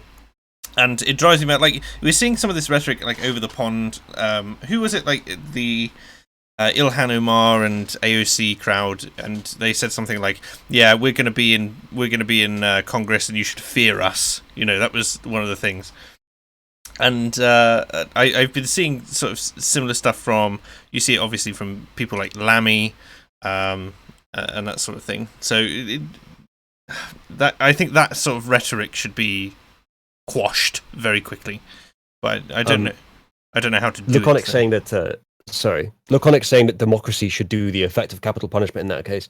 I think it's worth noting that I did say potentially. It's just like the trouble on nothing else. I am not even for murder, but for that, I think that's the kind of thing where you have to do something to prevent political corruption, and putting that ultimate fear into these prissy pricks who are in the upper class silver spoon in their arsehole echelons of society, that they will be killed if they are found to be maliciously, essentially betraying their post, which they pretty much do regularly these days in somewhat subtle ways, but sometimes it's pretty brazen. I think that is not simply a personal moral indictment. That's not even an action of the judiciary, really, on the sort of normal level of things. It's more like part of the political process. It's a very tough aid to democracy, because you and I both know, Laconic, that as your next comment says, if it's done right, referring to democracy, the problem is that we cannot, when you're building a system that's supposed to last, you cannot rely on good faith. Yeah, so this is the trouble. To some extent, you have to rely on psychological struts and... let me chime in here, Uzalu. Coercions in the system. So the trouble that I see, it's the character of the British people, which seems to have been a lot more cucked, for lack of a better term, certainly in the last 50 years or so. The spirit of the British people was always kind of like, we're pretty difficult to rile, but once we're riled, we're going to, there is hell hath no fury, like Britannica spurned, right? But we don't have that we just seem impossible to rile, especially over this, like the kind of affronts to privacy, democracy, and general parliamentary representation seem to be at levels, the disconnect between the will of the people and the parliamentarians seems to be at a level which it hasn't been probably since the baronies, right? So when I think there's a very small minority in this country who are extremely loud and who have been absorbed by the virus, which is sweeping the Western world. So like anyone I know who's a lot of the people who are politically active, who I know, there's a small minority of them who are really fucking angry. And then there's the rest of the people who are just sick to death of it all. And then you've got the normies who are just like, it still doesn't affect me at home. It doesn't hit my breadline. It hasn't done this. It hasn't done that. So I'm just going to sit here and let them play it out. And that has been the thing. And they've all got, and everyone, of a prolonged reduction of nationalism. And pretty much everyone has friends on both sides of the fence, from as far as I can tell. And it's just, so it's one of those things where they're kind of, no one really, aside from some Romaniacs on my Facebook timeline,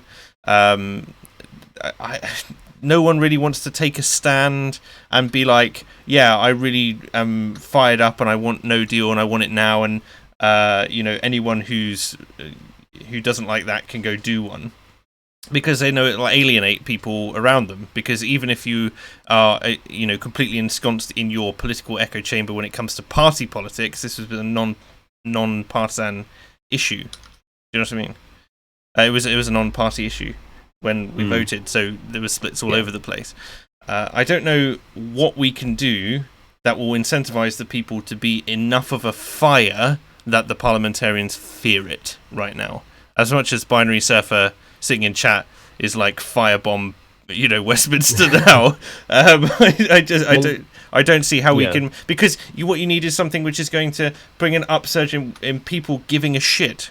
And people don't. I'd say that people were kind of forced to be more politically active, if only in a pre-internet age, if only because people are obviously keyboard politicians, right? But in terms of actually going out and doing stuff, there's much less community in the UK right now. There's all community focus, I mean, not collectivism as such, but less community focus. But also there are more distractions, especially online, which take people's focus away from take even local politics, and then local politics is connected obviously to national politics, and therefore you kind of have this thing and where everyone is connected by one degree of separation to the national politics. But I don't know anyone really who, apart from a few small little activists who really care about local politics even that much, unless they have a grievance that they're going to go to the local political surgery for, Yeah, I think that we do need a reform of the political structure in this country, especially, probably lots of other countries too. Not completely, but there are certain assumptions being made there, such as the locality, which just unfortunately don't apply. I would like it to be a sort of hierarchical structure of association and representation, because then you've got a more personal association with the people who have power, who have control of things. You get that sort of social cohesion factor that kept societies together before we had essentially the rule of law and various other things. I did have this idea, the politics of 10, which I don't think would ever work, but the idea is that you and 10 people, one person in that 10 is the speaker for those 10 people. That person is then in a group of another 10 people who are the speakers for their own group of 10 people, etc., etc. It all goes up until you get to the top, and you've got one person that's a speaker for those top 10 speakers, and that person's in charge. I think you'd have to force that. It might work, but in the age of communication like this, you cannot rely on local politics. I'm not sure you ever really could, at least not to a sufficient degree, because it's not about the people who get into Parliament do not actually represent the people that they claim to vote them in. I mean, they pay lip service to it. They'll make sure that it's possible for them to get elected, but it takes a lot to convince someone not to vote for the party they've always voted for.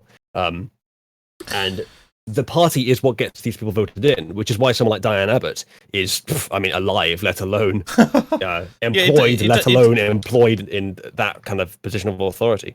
Yeah, the party supersedes the candidate in some areas, which is often where we see, I suppose, like, ridiculous candidates get in, and they're there because they have the ability to kind of brute force their protected class status into the party. They're there to tick a box. Diane Abbott is an interesting one. Like, I don't know why she is still able to run, like, given how many times she messes up. But Dude, you have any idea what would happen to Corbyn if he tried to get rid of her? Yeah, I know.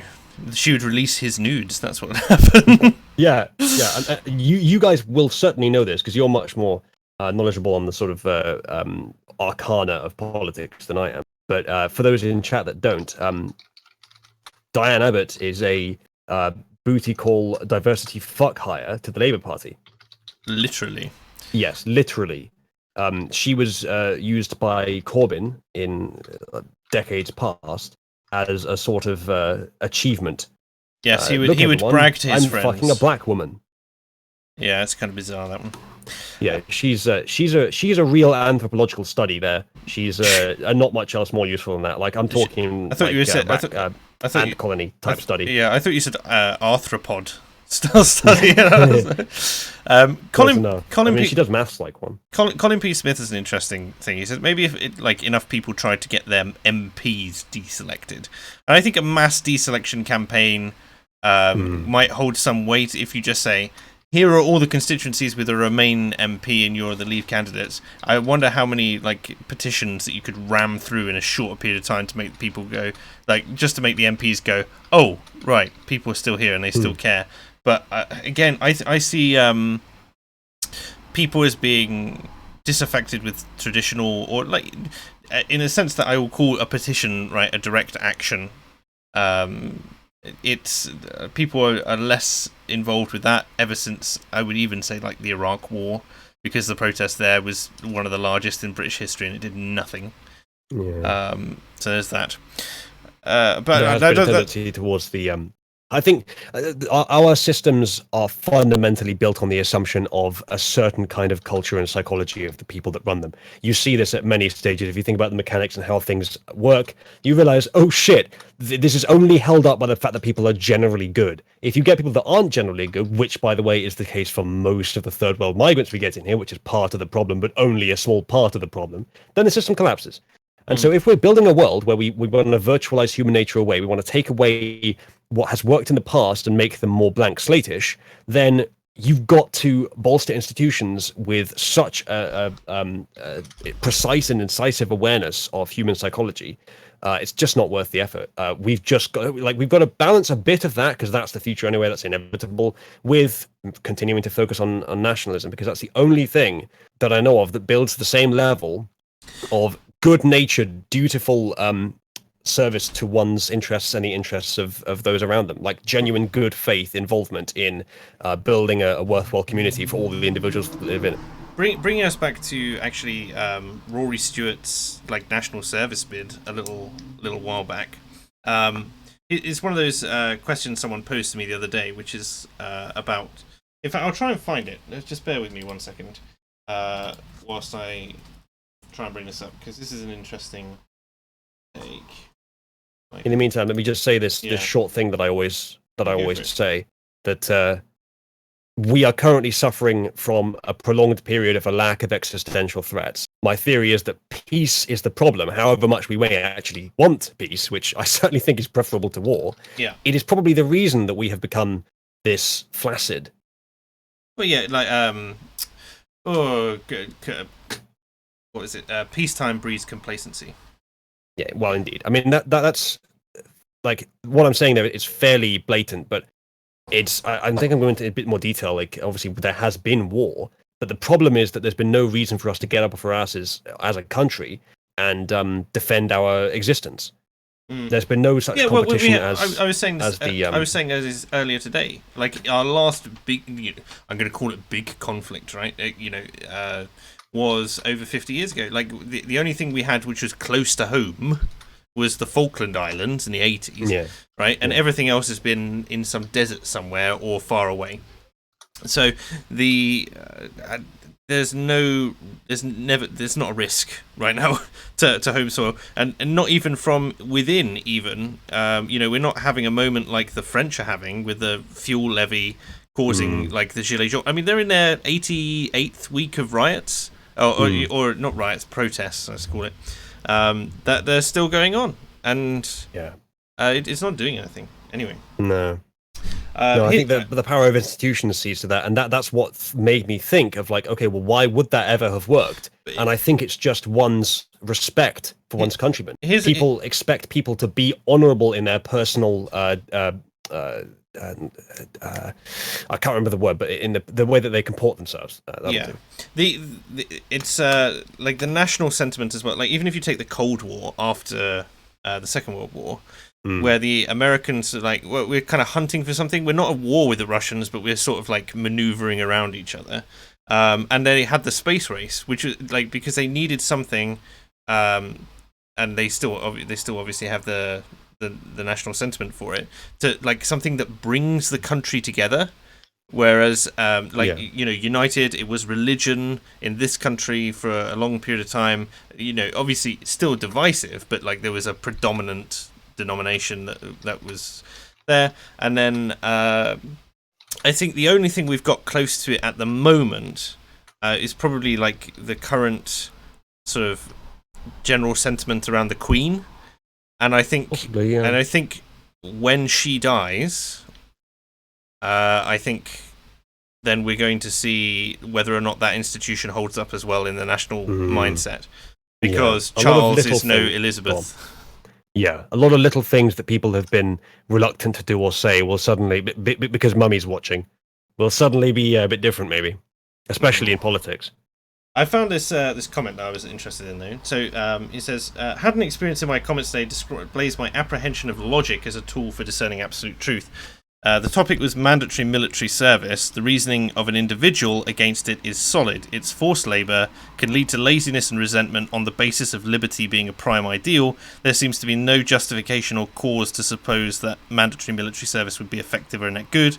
And yet, I challenged the individual to name a nation who adopted mandatory military service policy and then experienced a decrease in national patriotism due to it, and they had to go to bed, which doesn't mean they're wrong, it just means an obvious answer wasn't readily available. Off the top of my head, I couldn't think of one, which is strange. It's strange that despite seemingly going against all principle and effectiveness, such a programme has rarely led to a lack of patriotism, which is somewhat baffling. Well, my argument with that is less of a collectivist one, more of an individualist one. There are people in every country, maybe 5%, maybe less, who are just psychologically and physically not suited to that in the slightest. Be like asking everyone in the country to code a decent complex piece of software before they can get into the workplace. There's a certain proportion of people that will never be able to do it.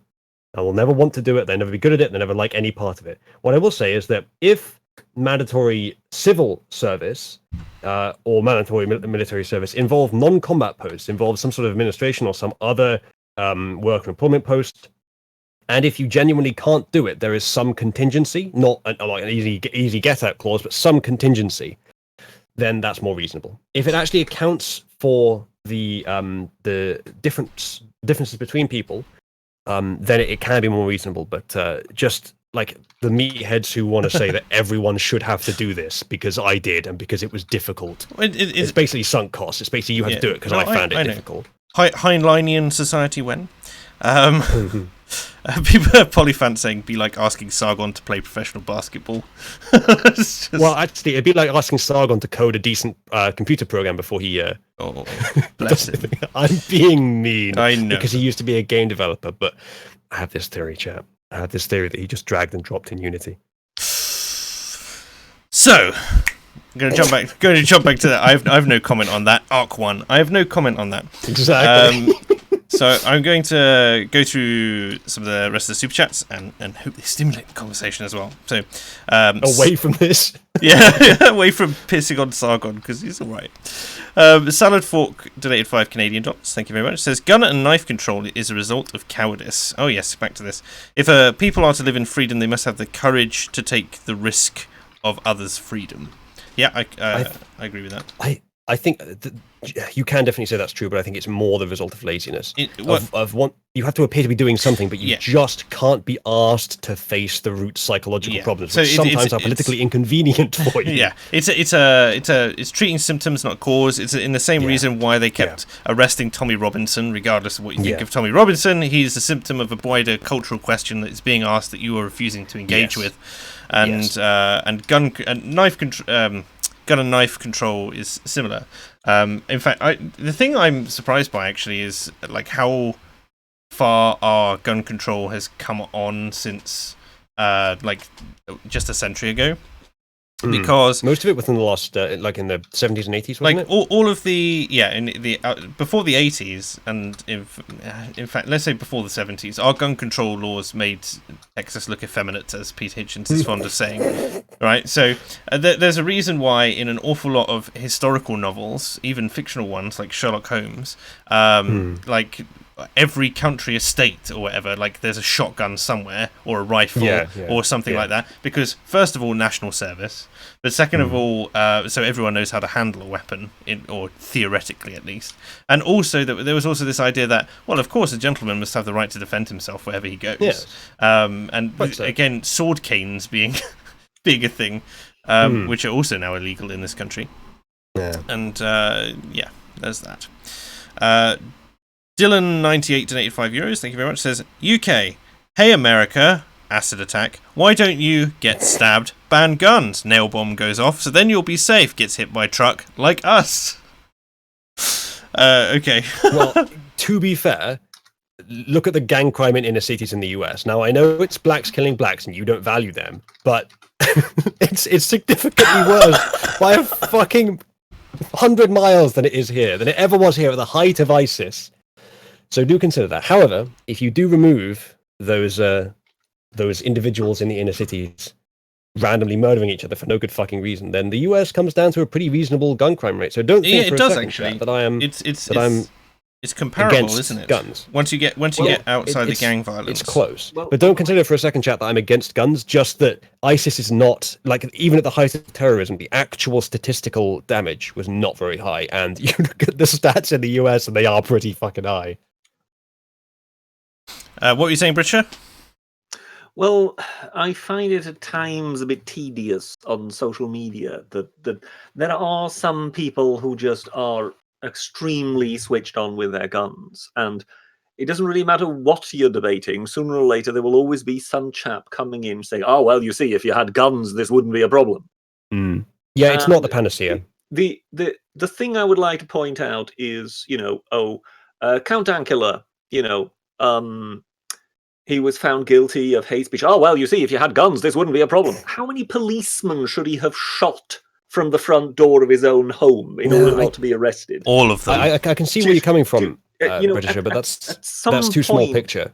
At some point, these arguments that are constantly being thrown at us, I fully understand the kind of idea of guns being a constitutional backstop, but they only work in that one kind of way. The idea that somehow, free speech suddenly breaks out if everybody has guns, I am very, very skeptical about that. I think you certainly have a point with a lot of that, but I think you're thinking it's one of those things that just helps in general. It just helps a bit because you've got you Well, just I would have say, more to my direct mind, material power in the hands of the people. Whenever we touch on some subjects or whatever, we've always got some people coming in saying, "Oh, well, guns," and I always sort of say, "Well, okay, so but apply that then to that individual case, and you will suddenly realise that you've got one lone guy trying to make a desperate stand with some guns." Well, they're not applying it to the individual case; they're Oh applying it to no, the I'm country. afraid we constantly get it. And Look, I'm not defending the American mindset. Okay, that's a problem unto itself. But the issue itself is not without merit. well, as I say, my view is that I understand its merit as a kind of, sort of constitutional backstop against tyranny. I understand that concept of it, and I would like that one perhaps sometimes would have the gumption to basically say, and we understand that the cost of this will be that there will be, mass shootings and things like that. That one effectively accepts that that is the downside to it, but that it does fulfill that function, and I completely understand that. What I have a problem with is the constant use of it as an argument, as though somehow it would be the panacea that solves every problem of the big state, because it doesn't. As I say, take the Dankula case and imagine him sort of, barricaded in his house with a sawn-off shotgun, and tell me what he would actually have solved. He'd have had to gone down to the bank and then defended his vault from being raided. Well, I think you may have made the argument that I've already responded to there, British, just a teensy bit, but I don't disagree that some people think that guns are too much a panacea, but I do think they do more than simply causing violence. It's more the threat. It's more about like it is with nuclear weapons. We don't have nuclear weapons because we intend to use them. We intend not to use them, but we have to convince everyone we're just crazy enough to press that red button that they won't invade us. And lo and behold, they really, really tend not to. Are you saying an armed society is a polite society? I'm saying it might be. I'm saying it probably helps, yeah. I mean, the mass shootings I don't think is even necessary. I think that might be a cultural thing. I mean, obviously it's cultural. I think it's more influenced by culture than the material ability to do it. I would agree with that, yeah. I would agree with there being the deterrent factor. That I agree with. But in America, they still send policemen to arrest people.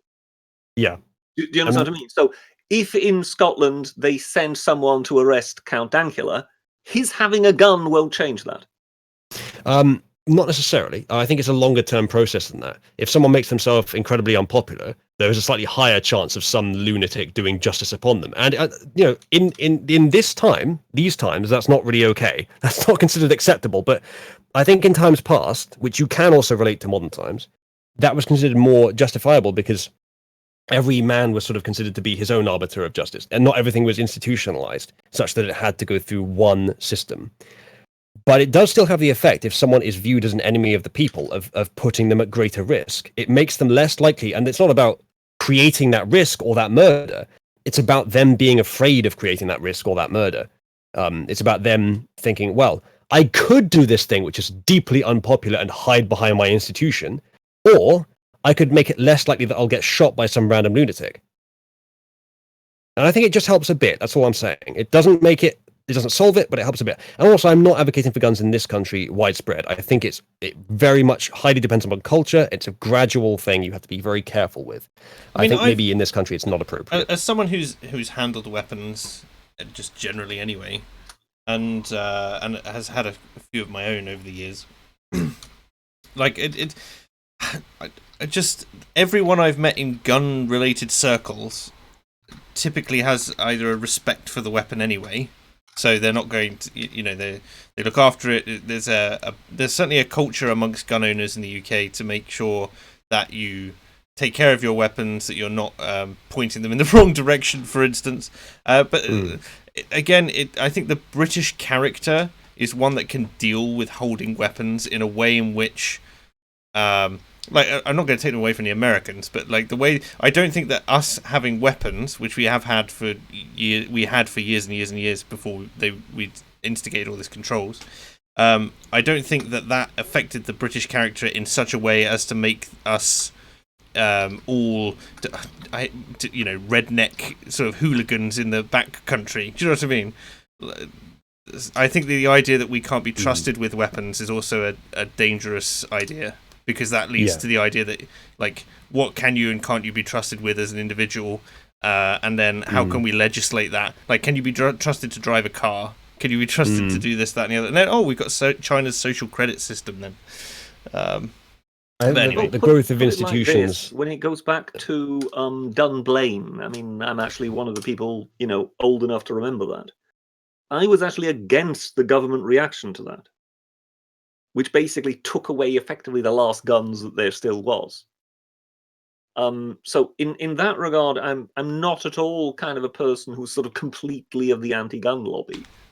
I just find some of the arguments that sort of come at me at times extremely irritating, because we kind of, as I've pointed out, we get this kind of. They aren't the holy cornucopia of of plenty that will provide economic growth. So basically, if you've got the person who is going to be arrested by the police for some stupid hate crime or whatever, what is he supposed to do? Just blast away every policeman that comes? You know what? Maybe that had been better. Next topic. No,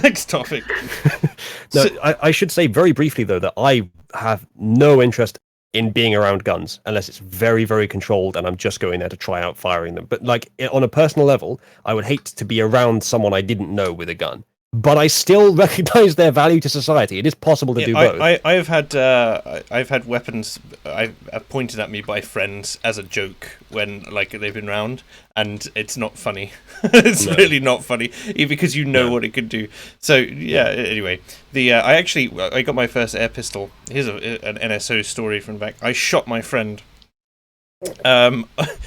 Confession live on air. We were in my garden. He was we'd been out cycling, we were doing some shooting. It's just an air gun, and it wasn't too high a PSI, and he picked up my bike and just started riding around the garden, and I pointed at him. I thought the safety was on and I was just joking, and I shot him straight in the chest, and he folded in half like a Now you see that's where I don't believe you when it's in the chest, because I think everybody listening now is convinced that he was hit in the back. No, just under his right pec, and just remember, kids, if a burglar has just left your property with something of yours, then remind them that they've dropped something behind them, so that they turn around and you can shoot them in the face.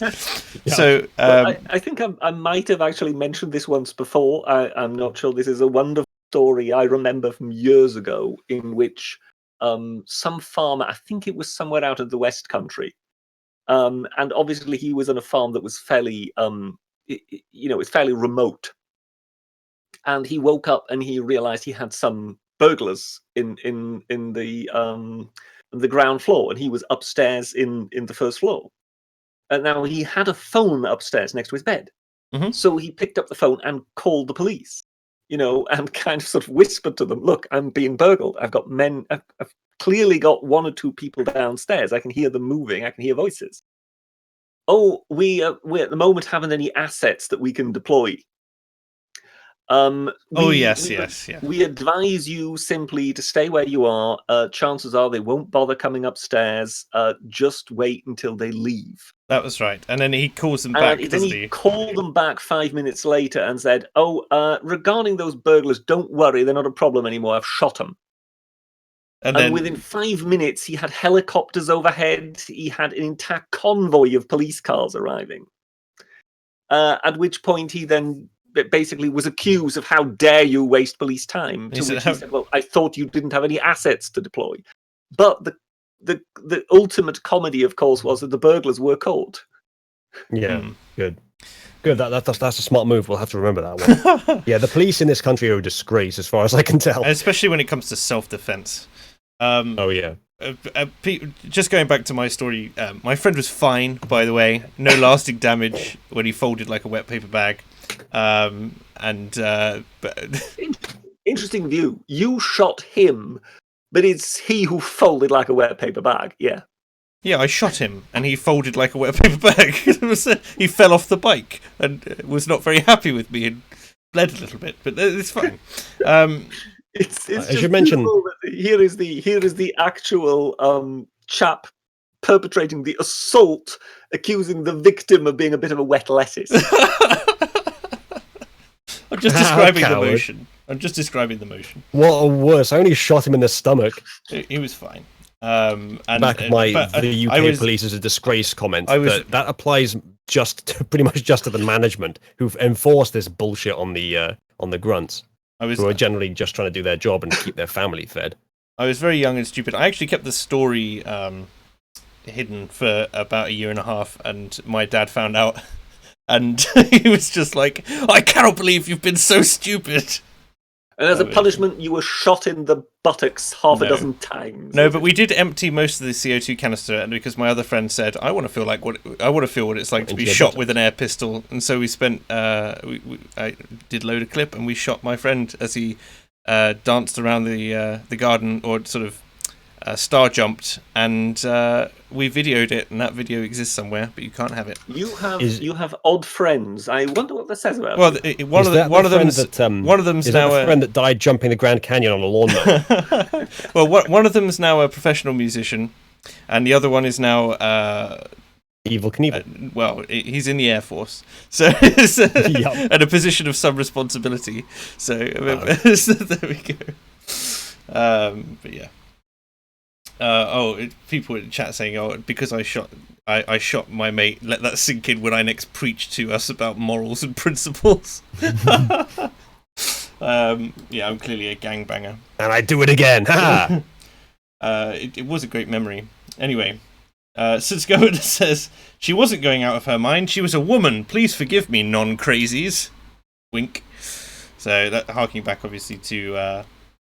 British's menopause and the fact that he's now Imam Britisher. The Hooster donated $2. Thank you very much. Says the Britisher is right about women. Mushallah, brother. Enigmatic donated £5. Said you could actually 3D print a decent set of plate armor, make yourself into a man at arms. Tasers can't melt steel beams. I mean, tasers might have a bit of trouble if you build like a Faraday cage style setup, but I'm sorry, a bullet's not going to do a damn thing with metal. With tasers are electric, and metal plate armor would be conductive. Yeah, that's why I said a Faraday cage. If you can ground it somehow, you're golden. You've got to keep your rubber boots on the ground. Well, I'm not an electrical engineer or any sort of expert, but a Faraday cage, it draws the electricity around the thing that you're protecting. Yes, I know. Because that's the lowest resistance, and then it reaches the ground without touching the thing. That's why a car is actually a pretty good place to survive a thunderstorm, despite being metal. Yeah, I remember Top Gear did something where they stuck Richard Hammond in it and then shot lightning at him. That was quite good. He was totally safe. I just seen David1602 asking how disappointed were they at the time? Well, he wasn't a cooked squirrel or hamster or whatever it is they call him. Hamster, obviously. He's asking how my dad is. I will find out tomorrow. As far as I'm aware, he seems to be recovering quite well, but he's got a few hoops to jump through yet. They don't think he's going to be out of hospital by Christmas, but I'm going to go see how he is tomorrow. So there we go. So let's go and saying just wrap the armor in leather on the inside. Problem solved. Yeah, that would do it. Now we just need need to murder a cow so we can tan the leather. As long as you don't have any single metal studs that might be, holding the leather together that would in any way come in contact with anything on the outside. Guys, we're not actually going to 3D print metal armor. So I think why not? This is a brilliant idea. No, you could totally do this. You get plastic studs, maybe, or leather. You weave it rather than studding it. So that would be fine. Britisher, when we do Fake Accents Unite live at some point in the next century. This is live. We yes. Oh right, news, semantics. we should get the Crusader armor, and yours can have a monocle and a pith helmet design on the top, a bit like a kind of Crusade level Darth Vader. With that sort of thing, and there you can preserve your anonymity that way. Okay. Okay. I was getting involved in my fantasy there. Just shush. Sitzgoen says, by the Norns, you don't even know Newman probes. Well, I do now. Thank you very much. Neumann. Neumann probes. Tom I of think it's Neumann. Tom of Loxley says, "I'll argue with Britisher here. Read Hopman." I wish I knew what this was in relevance to. The brewing of beer, snake. I believe. It's about the brewing of beer. Yes. I get it. Hans Hermann's hops. I get the joke. It's terrible. I was talking to AA because he's in America at the moment, and he was just... I said, what are you getting up to today? He was like, I'm just sitting in a cafe reading Hop at the moment. I said, Hans Hermann, and then he just sent back some random names, and he told me off for saying, "There's no other bloody Hop, you idiot." What other Hop would it be? Bless him. Marcus 10 says, "Is Burko mad?" It depends what meaning of mad you're using. I mean, he's a bit crazy, but at the moment he's not. At the moment, I think he's quite happy. Yeah, that he's still at work. The court, with all their burgeoning legitimacy, have crowned him correct. Yeah, he's like, he seemed quite pleased to be back in the speaker's chair directing business yesterday. Was it? So yeah, at a time when there was absolutely no intention for them to actually sit. Yeah. And they've only fucked over the Conservative Party conference conveniently. Oh, what a surprise. Yeah, Boris Johnson's 7th vote in a row that the government has lost. Wow. And that's not even his fault either. He's putting in the right fucking motions. And the decision is that, oh no, we now won't stay in recess for the Tory Party conference, because we've now done the Lib Dem Party conference, we've done the Labour Party conference. That's enough. Now that's enough for us, as far as we're concerned. That vote wasn't a million miles off even, but it did go the direction of fuck the Conservatives, basically. Let me see what we got here. Ratface donated $2, says, "This super chat gives me psychic profit. Money bags, money bags, money bags." Thank you very much, Ratface. Speaking of money bags. That's it. Are your streams public, or are they all unlisted now? They are still public, but they are technically unlisted. There's a live stream. There's a playlist on my main channel page with all of them on. For those that don't know, chat, I've spent like 24 hours in total over the last week streaming Spyro Reignited. I just did a 12-hour stream of Spyro 3 yesterday. 100%ed every game. And it's quite entertaining if you're into that sort of thing. Anyway, that's true. Mighty Balzac donated $2 Aussie, says, "What did the Romans do with corrupt officials?" Well, I'm going to cast that one across to our resident Roman expert. They tended to take them to court, but the problem was that the courts were deeply political. Does this sound familiar in any way? It's almost like it influenced politics in other parts of the world. Yeah, so basically you couldn't get at a Roman official while he was in office. So you had to wait until he was out of office. But then there was a good chance, because the Roman magistrates were elected politicians, there was a good chance that you might actually come up against a judge who was actually your political opponent. And then you would have the jury that possibly then would be made up of senators, who again would be the political class. So, nice. I mean, sort of imagine that you are kind of Boris Johnson, and then you get taken to court once you're out of office, and your judge is John Burko, and the jury is a selection of the SNP, the Lib Dems, and the Labour Party. Yeah, whereas what happened in real life was totally different. Instead, what he got is no jury and only Remainers judging him. Yeah. And totally different. The interesting bit about that, of course, is that what one was trying to do... What was that? That was my mobile phone suddenly playing Greta Thunberg. What? It sounded like anime voice to me. We need an entire stream to explain that one. Yeah, what one was trying to... what that led to, that attitude, because it got more and more vicious, which is exactly what is happening now. It's getting more and more vicious when it's taking each other to the Supreme Court. Yeah. Even making sure that the other party can't have its party conference and so on. And that process happened in the Roman Republic. And in the end, one had that situation whereby one was trying to engineer a situation whereby Julius Caesar would end his term in office without being able to be in another office. So therefore, there would be a gap within his legal immunity. And he full well knew what that meant. He knew exactly what they were intending to do. And the rest is history. There was a civil war. He was still in office. He was still at the head of his armies. And he said, up with this, I will not put. Yeah. And to a certain extent, there are all sorts of questions. Was this really just egotistical on his behalf? Or was he indeed just seeking to save the bloody republic from the corrupt gang that was ruling it? Or to a certain extent, was he actually looking after his armies? So, we're still just talking about this country right now. Yeah. Yeah, obviously. Who have we got with an army who can say, up with this, I will not put? Like one would hope Boris or Farage, maybe? The Rees-Moggians are going at it. Well, the Queen. The Queen does. Yes. It's true. But of course, the real question which came to light over the course of that story is, why is Greta Thunberg your ringtone? No, not at all my ringtone. What it is I have a habit of, during the day, kind of collecting stories on my mobile phone.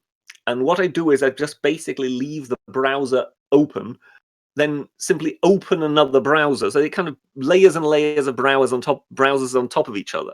Yeah. So then, in order to kind of compile all these stories then onto a sheet on my computer, I then obviously have to then go through my mobile phone in order to then sort of enter the title into a search engine, find the stuff, and have it on my computer with the title and the actual IRL. It must be said, I'm in a fair amount of pain listening to this. But that means that as we are doing this, to a certain extent, I'm transferring some of this stuff. So therefore, given that Greta Thunberg has been in the news, she is here presently on my mobile phone, waiting to have the IRL and title moved across. And as I was speaking, I touched my mobile phone screen, Greta, and we got. You touched Greta Thunberg. Oh, there she goes again. Of all future generations. And we immediately got that. Yeah. Yes, all I'm going to say is I'm going to tell AA that you have a new waifu. And that it's Greta Thunberg. Although, do you know, one of the interesting things I saw about Greta was it was on like a UN Q&A panel, and someone said, what's your prevailing message to world leaders? What are you hoping to achieve with this? And she said, mainly that we've had enough. Does someone else want to answer the question? I think you should ask other people questions. And she has nothing. She's not very good speaker outside of her pre-written speeches. That's all I will say. I never realized that. I believe that this is true, that she's 16, right? Yeah. Yes. I thought I think probably what one of the reasons that she's so prominent is because she looks younger than that. Well, they're making her look younger. I mean, Well, it's obvious that one is making her look younger. One of I think it might have been AA who said we don't need to worry about Greta Thunberg. There was a video that he did the other day, if I'm remembering correctly, where he shows some child climate activists from the 90s, I think it was, or like 2001, and they're going like, we're the coalition of like 13-year-old climate activists, saying, we're coming to the world leaders to tell you it's time to stop and protect your future and our future and that sort of thing. And they faded into the distance, but apparently they caused a stir at the time.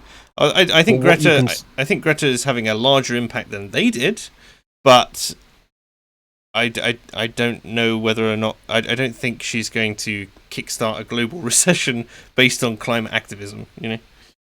I think probably the problem that people have with Greta is that she's an undue emotional amplifier for people's existing positions. And like what you can tell pretty much for sure about someone under 18 who has such intense political views is that that's not just the parents' views. Yes. Well, I remember, it's not even necessarily the parents' views. I remember when I was like 16, 17, and I was basically being radicalized into some sort of insane socialist communist by my sociology A-level teachers. And definitely. I remember going into my first lesson with my sociology teacher, and she was just like, So first off, we ascribe to blank slate here. Intelligence is not a thing. It's all entirely a product of Evolution below the neck. It's all entirely a product of nurture factors, and if you tell me otherwise, you will fail my class. And like that kind of level of insane, and you can only imagine like all the other stuff. I've forgotten most of it now, thankfully. These are the same people who considered that the Guardian was a centre-right newspaper. So it was that. Yeah. And people are talking about Greta in chat saying everyone on Facebook is sharing her as if she's speaking the Lord's truth. Yeah, she resonates with the normies, but she also has her kind of personality cultists who get behind her as well. Look, you don't want to resonate with the normies because the normies just like curios and the normies will forget you in a week as well. Yeah. What's the word beginning with N for not that word, but for novelties? They just like novelties. I mean, they don't like that kind of N word. I like that you felt that. I like that you felt on this stream you had to qualify that it was not that N. Well, just in case you don't know, I can speak the word. No, it's fine. It's fine. Are you sure? Yes. Are you sure? I'm very sure. Chat, get your reporting fingers ready. But yeah, they like novelties. They like weird, abnormal things that crop up, and then they can laugh at them for 5 minutes, share them to their friends, and then there'll be another thing. You don't want to appeal to the normies. Primarily, yeah. I mean, if your list of most popular of people that you're most popular with are one, climate change cultists, not said as an exaggeration, and two, normies. Well, the other thing, not doing very well, are you? The other thing with Greta is her appeal is often to parents in order to use encourage them to use their kids. And so what ends up happening is a lot of kids are now like, oh, this is this person who's representing us. And I've seen an awful lot of tweets from people basically saying, my kids were lecturing me about climate change last night. I came down in the morning to find that they'd left all the lights on, because they're still kids and they have no concept of like how to be consistent with their principles because they haven't really developed them yet. So there's that. This is the moralizer virus. Yeah. Basically, there is no worse person in politics than someone who is primarily a moralizer. And, you get exactly that with Greta. Tell me about it. I don't necessarily, I glad we're on the same page there. I don't necessarily blame Greta. I mean, she's just an instrument, but clearly the people that believe as she does and are adults have a lot to fucking answer for in terms of their brain being, a use of the matter that could otherwise have been used for, I don't know, constructing garbage heaps or something. I see. Do they not understand that the universe, the first law of thermodynamics debunks their bullshit. You can't just get things for free. Okay, you want to revert to a society that's carbon negative, throw your phone away, and then throw everyone else's phone away, and then throw away every single factory that we've ever built. We all have to live at basically Neolithic. We can do little more than we all are farmers. We will bake. We will bake our bricks under the climate change sun. And even then, that will only neutralize the change. We will keep at this level. There's no way to stop. We have to push on to the point that we can find technology to essentially re-terraform our planet at the same time as terraforming Mars potentially. That's the only solution. If it is as bad as they say, and if we are past the point of no return, that's the only solution. Even if we're not past the point of no return. One of my friends is convinced that unless we do something in the next 2 years, then we're going to instigate a feedback loop that will kill us all within a century. That's genuinely the level of insanity we're looking at. And I find it really hard to refute him because I don't know I don't read all the climate science journals that he's reading. But but one of the interesting statistics I did read the other day is that despite the most popular climate science journals being the most alarmist, only around a third of climate scientists actually agree that we're in any imminent danger, if you want to call it that. And that's everything from the world's going to end in 18 months to the world is, we're on a bad track and we really need to do something about it really in the next century. So it's not that when Greta Thunberg says let's listen to the scientists, it's which ones. because there's that. And if you look at the alarmists, they've been making similar predictions for the last 50 years, and they've been incorrect on every one of them. Oh, but the timing is just slightly out. Yeah, but they were saying it was going to be an ice age. Yeah, but the science has come on since then. It's like, I'm sure they were saying the same thing at the time. Well, what I want to see is a room full of a diverse selection, not in terms of skin color, but in terms of sort of background and history and general position on the issue and politics as well. A diverse selection of meteorologists and other scientists who are experts on the issue just go through all of the complaints of so-called conspiracy theorists on this matter. Until we've got that, there is just too much doubt, and even once we do have that, because climate change is, I mean, let's just get speculative for a second, is an enormously beneficial tool for existing established massive corporations to regulate their competition. Yeah. So because of that, there's such a colossal incentive to push it, and I think most likely that's being done to an excessive degree via the media and politicians. But that doesn't mean the science is wrong. It just means it's been colossally exaggerated, most likely. Well, in a lot of cases, that is what happens. Even if the actual scientists who did the research come out and say this is being misused, you see that all the time in my discipline with implicit bias. All of the people who developed that particular set of schema tests were like, it's being misused, horribly misused, and our results do not show what they think it shows. Anyway, doesn't it have almost no predictive power as well? None.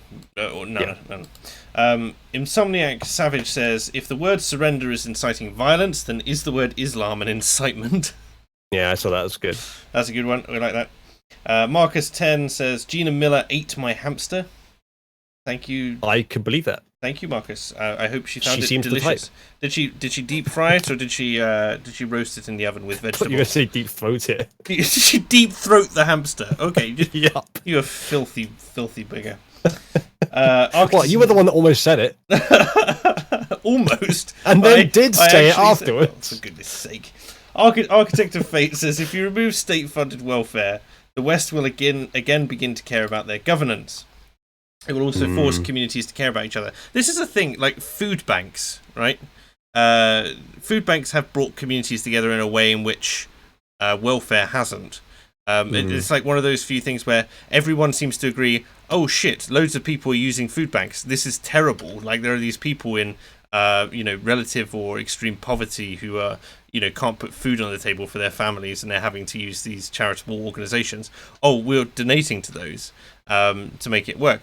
But when it's hidden behind the mask of welfare, people don't see it. And I get that it's shameful to people to use food banks, because they get the vouchers from social services that say they can use the food bank, and they go there, and it is they have no choice in what they get. Basically, there's like a selection of whatever people have donated, and it's from a list of things which they'll accept donations of, and they only have the freedom to pick those products and use them at home. They don't have the financial freedom to say, like, I'm going to use my welfare payment to eat light this week and then maybe save a bit, or I can then afford to have a drink with my mates down the pub, or whatever you want to do with it, pack of fags, whatever. It's so I get that there's like a stigma associated with it that's really negative for the people who have to use it. But at the same time, you want to, I don't know whether or not that's a good incentive to try and force people to find solutions to get off welfare. But then again, I also recognise that there are people out there who have had their disability benefits slashed, who have to use a food bank because they're never going to be in work again and they can't do it. And they're trying to navigate the system. It's so difficult, and you can't please everyone. And it's just what's an appropriate sort of kickback from that. But going back to the community angle, it has highlighted the people who are most in need in that community in terms of food poverty. So there are people who volunteer to put on extra programs for people who use food banks, and that wasn't happening before, and that's kind of like a positive that's come out of the negative that's also there. So I think that the fundamental disagreement there, it's hard to weigh up. That's what I mean.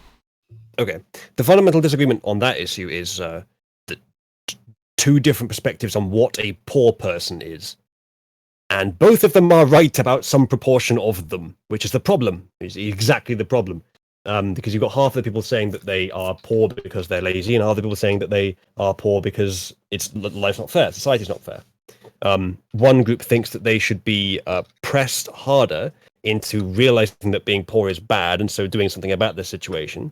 They're the ones that think they're lazy, and the other side think that they need to be pressed less and supported because and that the system needs to be reformed because it's clearly not helping them. Both are true of some proportion of the population, but it's very difficult to distinguish who you're talking about, and it would probably be unfair to make a judgment on that either way. So it's basically an intractable problem.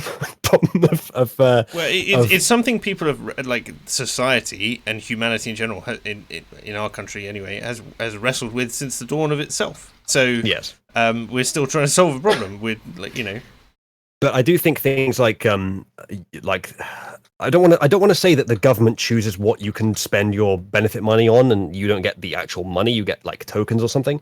But then I don't like the idea of state control over something like part of the market. That's going to cause disruptions. But when it's charity, it's a bit different, I guess. So what I'm trying to get at is that in terms of preventing the complacency that is the concern of the right of the poor, specifying what the wealth or the value can be used to exchange for, i.e. food tokens or something of the sort, it does help in that area. I think when it comes to like the charity versus the state options for it, the difficulty is also that there are an awful lot of people who are willing to automate their giving to the poor. Like they automate their community contribution, if you want to call it that, by saying, yeah, I don't care if the government taxes me like 5% extra to make sure that like homelessness is dealt with in society, then I'm happy with that. And they don't care where that money goes. They don't care whether or not it gets squandered. They think that it's going to this extra thing.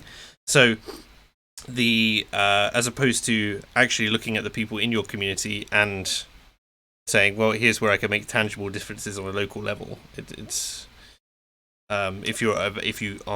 if it's financially viable, and then again, you've also got the thing of human nature where there will be a lot of people who say, no, I've got no interest in helping X, Y, and Z. Like it's either difficult enough or I'm too lazy to like be invested in that.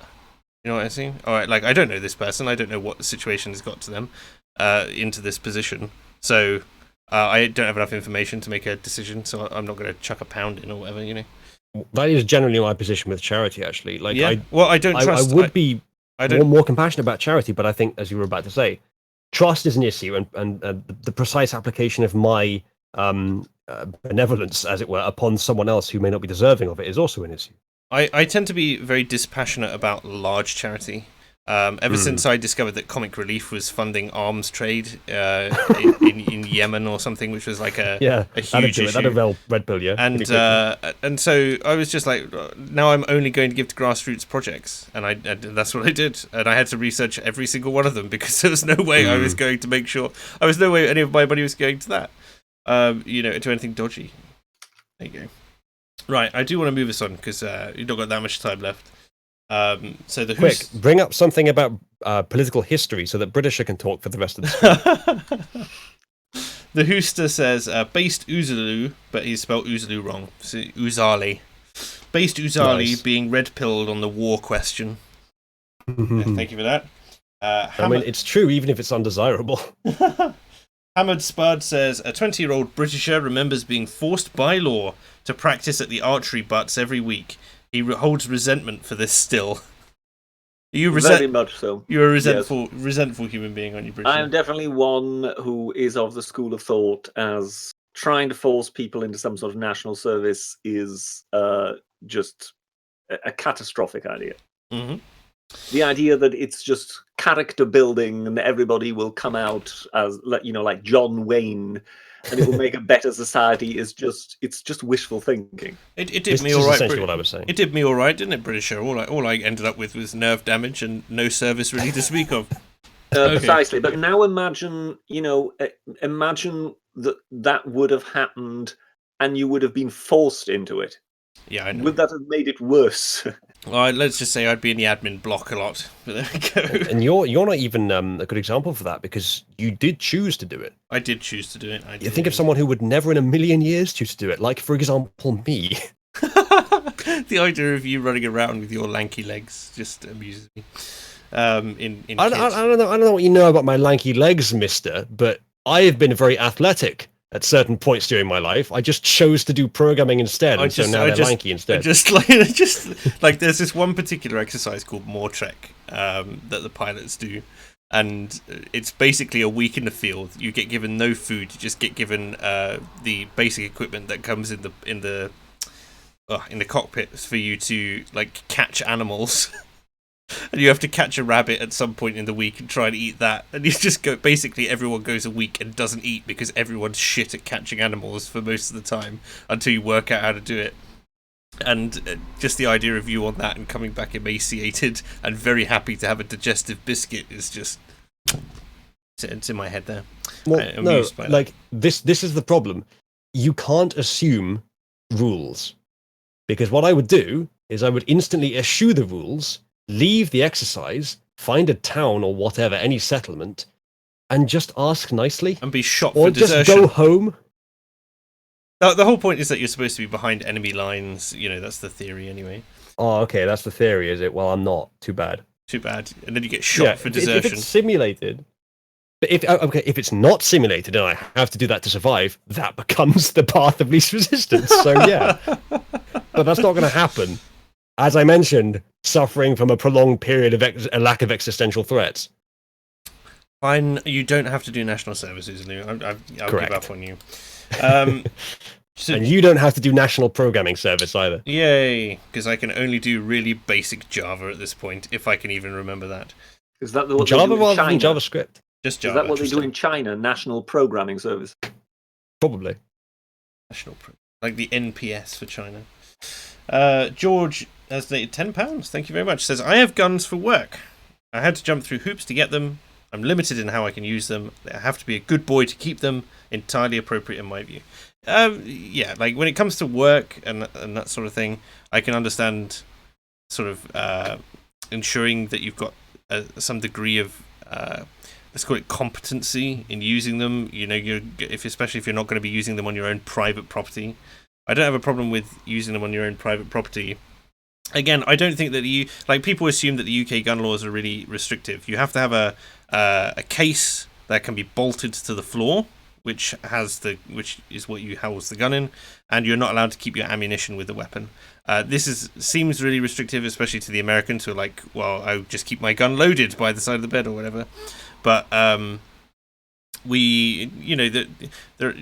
if you were to practice routines and so on about actually getting out of bed and like when you had to, and how quickly you can access your firearms, you'll find that it's really not that much slower than just being able to pick up the weapon. But it's not going to be one of these like crazy contraptions. Like I love the home defense contraptions that I sometimes see you could buy for America. It's like a shelf, and the shelf just suddenly kinks up and fires a spring-loaded device, fires a loaded shotgun at you, like horizontally, and you could catch it. That's amusing. Anyway. Well, for a second there, I thought you meant it fires the shotgun. No, it doesn't. Than... It's not like an under the table like banker's shotgun that you see in the thing. It's literally a device which will launch out of its storage chest the gun to you, so it will fling it effectively. Yeah, effectively flings it. But there's an advert I remember years ago. If you mistime it, you just get hit with a rifle butt straight in the face and just knock yourself out. Yeah, basically. So he knocked himself out while trying to arm himself. And you've given whoever's broken into a house then a weapon for when you wake up and you can see. Ooh, yoink! Don't mind if I do. Yeah, but I remember an advert from years ago for this bed where if you leant back and put your arms back through the headrest, you got a shotgun in your hands. Let me see. Mogoot says tasers hurt, but nothing is as bad as cattle prods. I mean, I've never tased anyone with a cattle prod. Thank you for sharing the wealth of your experience with us. Yeah, I know. I'm going. I would guess that a cattle prod is just a taser for the equivalent weight difference of a cow to a human. Yeah. And I imagine it's just a bit of an extra kick. I did see a video of a guy getting tasered, and he was absolutely off his tits on something, and he took the taser like a champ, and actually picked up the policeman and threw him bodily onto a table. They reckon he was on bath salts or something, and none of his nerves were firing properly. It was just good grief. And finally, Architect of Fate says, does the panel consider anal lingus immoral? Yes. Do we really want to get into this? I mean, I don't know. You're the lewd one here, Britisher. Of course I am. What was it you were So posting? answer the goddamn question. Were you posting like pictures of bikini-clad buxom beauties earlier today on Twitter? Were you not? Yes, I think I was making a reference to Tim Pool. Yes. Yeah. Was he one of them? Oh, because he's Tim Cast. Is that right? Like his Twitter handle's Tim Cast. Is that like? Well, or was it no, just it Tim? had nothing to do with it. Had nothing to do with the cast bit, but with the pool bit. Oh, I see. He's got a pool, therefore he must have beautiful women who bathe by it. I have a pool. I have, or access to one at least. No people have access to one. No, but like I have access to a private pool. Truly are. Yes. Oh, I pay. Well, I pay. any pool's private if you pay enough, or if you bring enough firearms. I pay through the nose for my new place, but the location's great. But it comes with some perks. Right. Anyone? When it comes to this famous question, I would say if you are so obsessed about the morality of what other people do, then you might actually be the one who has a problem. I don't particularly care if the academic agent wants to engage in analingus, but I do. The academic agent engages in analingus. Did anyone hear about that? I didn't say the that. Academic agent engages. But what I will say is that I myself would not partake of such an act. I mean, really, no. But only from one end, right? Either end. Like you would do it. You just wouldn't have it done. I would not give. I would not receive. That's what I'll you have told you me know. in private. I've told you a lot of things in private that do not bear repeating usually. On that note, I think it is time to end. But hold on a second, just before you end, let me begin listing them. No, it's been an absolute pleasure and a pain in more ways than one to have you all with us here this evening. Thank you very much for joining me, Britisher. It has been an honour and a privilege, as ever. Well, thank you for taking time out of your busy schedule to join us too, Uzalu. I have been an honour and a privilege as ever. You have been an honour and a privilege. Amazing. No, you have not. The pleasure is all yours. Thank you, everyone, for joining. It's been a fantastic evening. And we'll see you on Monday, hopefully, for the proper Fake Accents Unite time slot. Thank you all for joining us, and have a great week. Take care. Toodle pip.